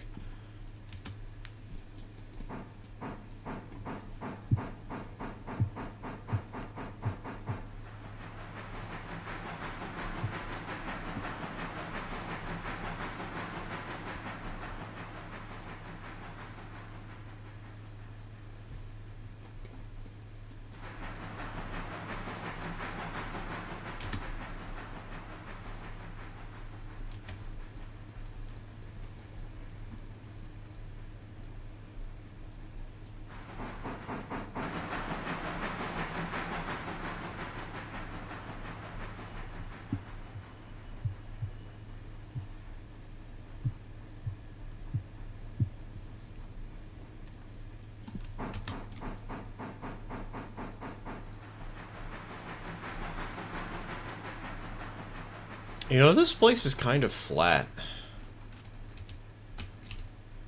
Oh, never mind. I was gonna say 2%. I stand completely corrected on that one. I just got down. Nice, nice. Smooth sailing all the way to Whittier. Hello, Duavor. Welcome to the stream. Welcome to the stream.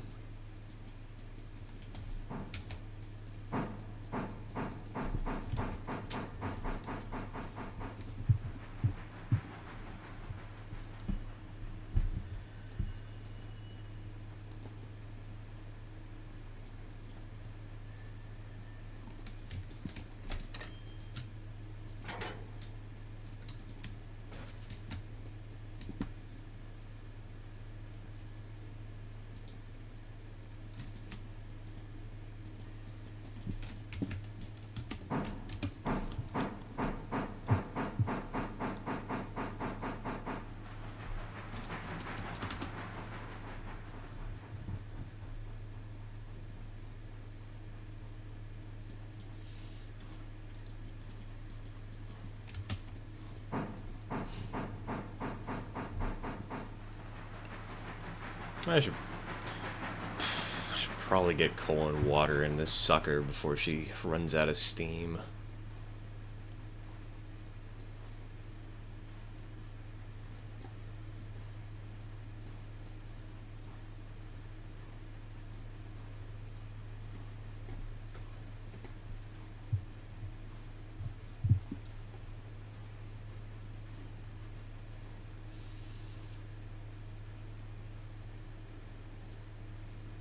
Roll down to here, bring her to a halt, back her up.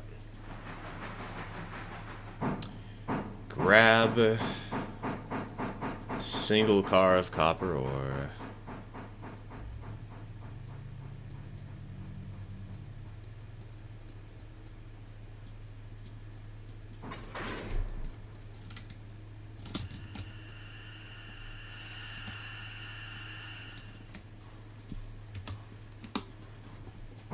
Just had an idea. I'm gonna go into Polybridge sandbox mode and just see how tall of a tower I can make before it crumples under its own weight.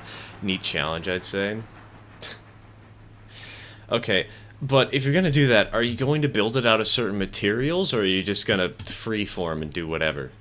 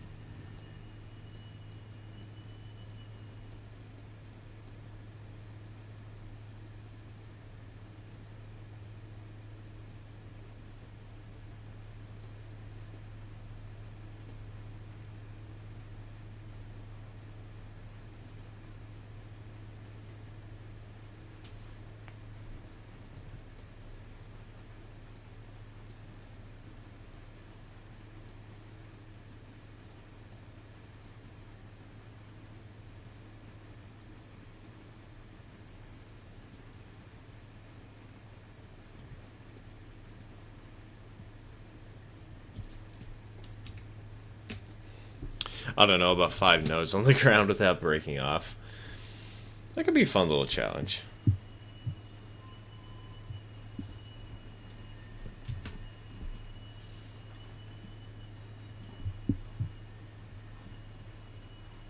Fun little struggle.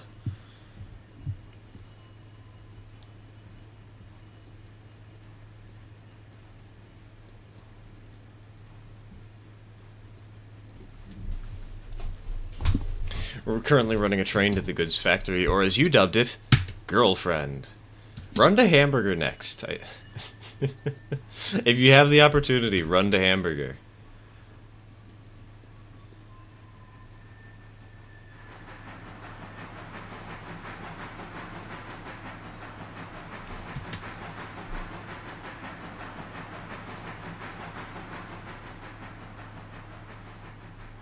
At Governor's Island, roger that, roger that. I'm gonna set things up in East Whittier so that when your train makes it here, it can just pull straight into a interchange track, and you can just drop off all your cars immediately. Oh, never mind. It was almost already set that way.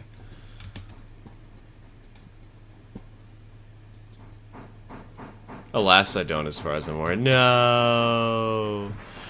Nothing for Hamburger? No.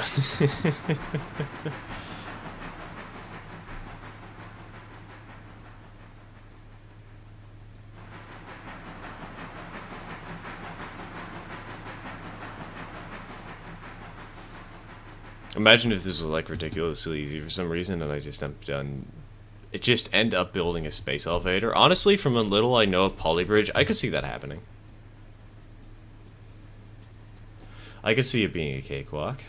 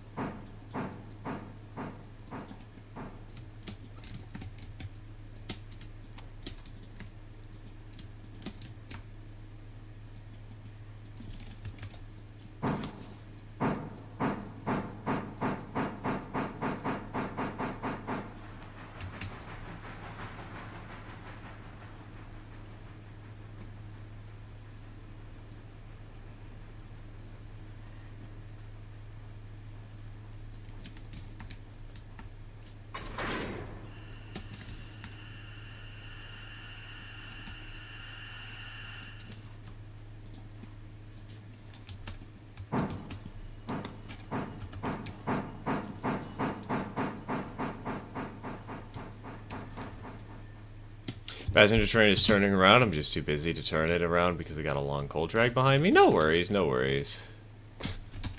You got a very heavy train to deal with there.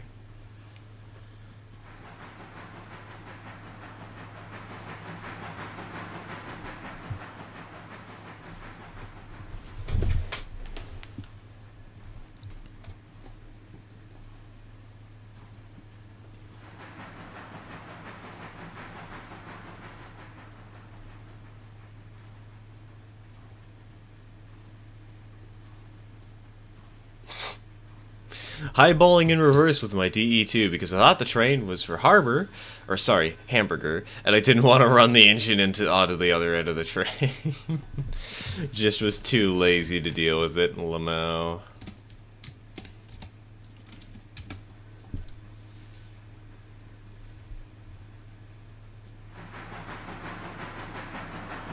Made something taller than like anything in the levels, and the bottom's only at 11% stress.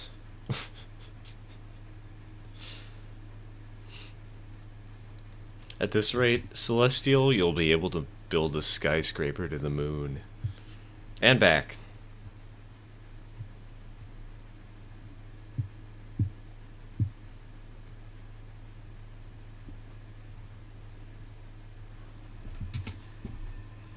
Oop.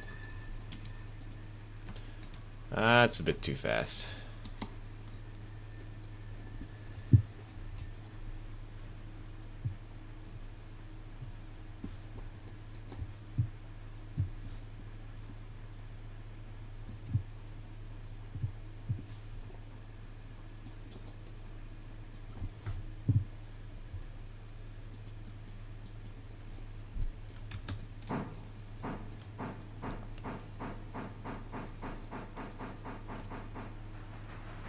Is the interchange ready for me yet? Yep, it is. It is.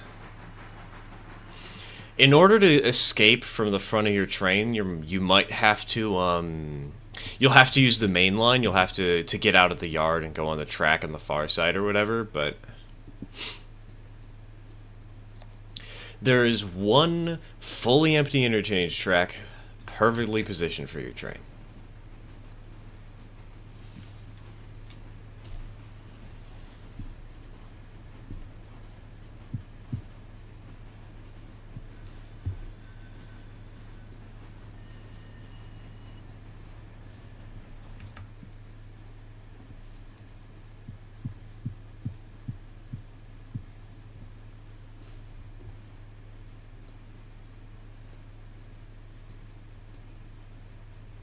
Hello, Ruben. Welcome to the stream. Welcome to the stream. however late we might be into it.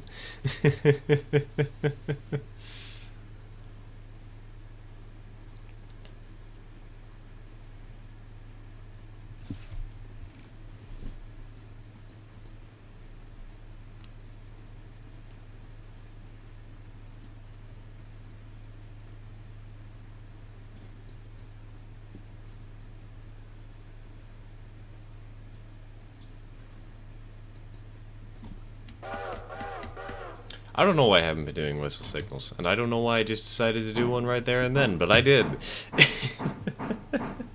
I'm normal. I swear.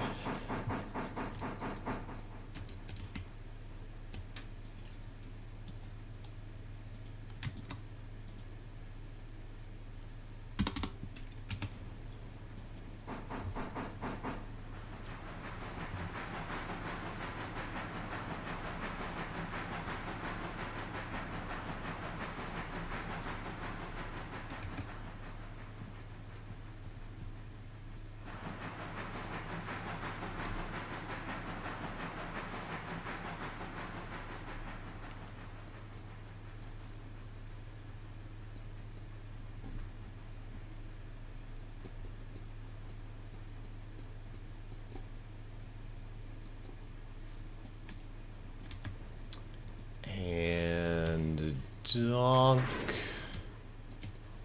Hook the hoses. Release the handbrake. Back her up a little bit more. Get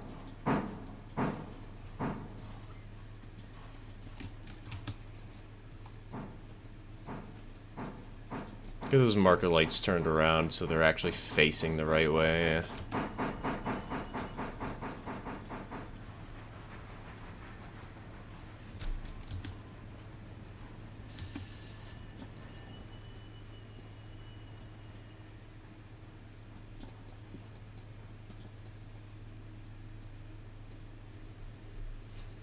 I think I'm gonna refuel this train, position the coach over at the station, and then we're gonna call it quits for the day. Because I did say I had those plans. I gotta get ready for them and all that jazz. As usual, I will keep the server open for members for a little bit longer after the stream ends. Even if I won't be around, because, you know, I gotta do things. But since that's starting at 4, I might as well give myself a little bit of time to prepare for that and find a good place to call it. And I think this is the perfect place to call it. Load up the locomotive, back her into position so I'm ready to go when I come back to the save. Leave it open for a little bit as I go and do my other thing, and yeah. Classic Sunday stream ending.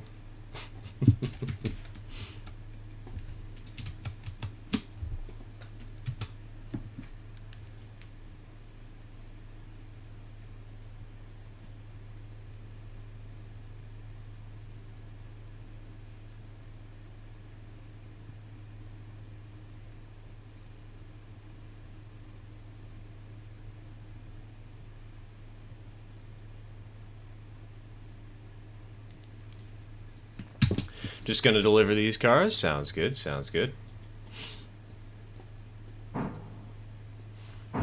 Can actually make a space elevator. I'll use hydraulics to move the elevator up, and of course use it to set a car to the top and drive it off. Run it straight off the end, Lamau.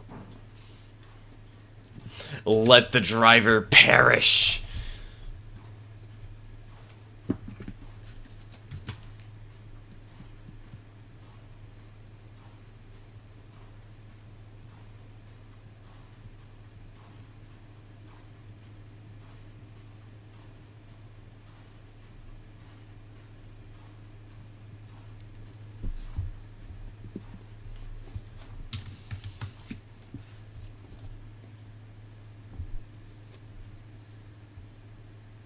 Big money. Ooh, big money about to come in. Let's eagerly watch the finance tab.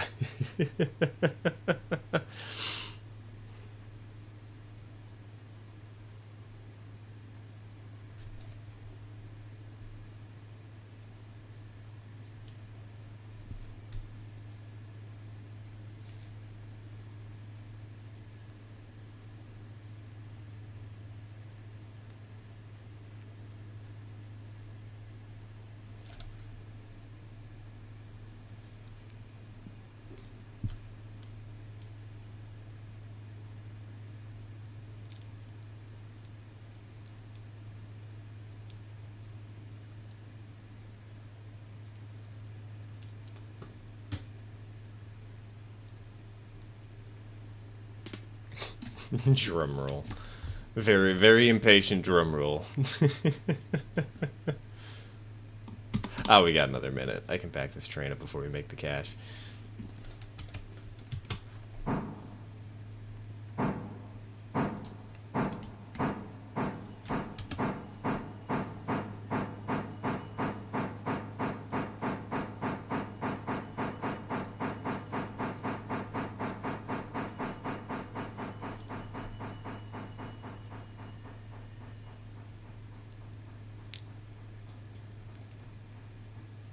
Alright, and boop. Position our character here, and all we need to do... Car is being sentenced to death for causing car-dependent society. How dare the one random Volkswagen bus that was modeled by the developers years ago.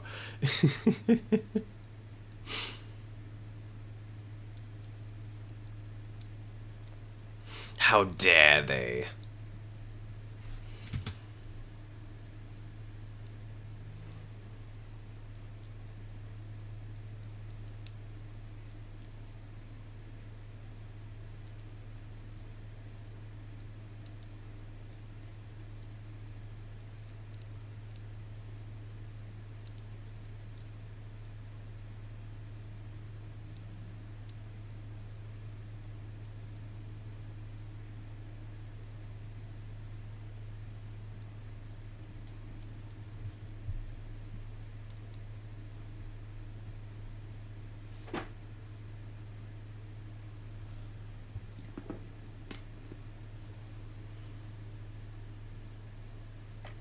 There we go. There's the money. There's the cash. Oh wait, there's more cash to come. Let's go. $1,645 in a single fell. Never mind, it's still going. 1,972. Are we gonna get another? Are we gonna get another? Oh, it doesn't. It seems that's all we're gonna get for the day. Dang.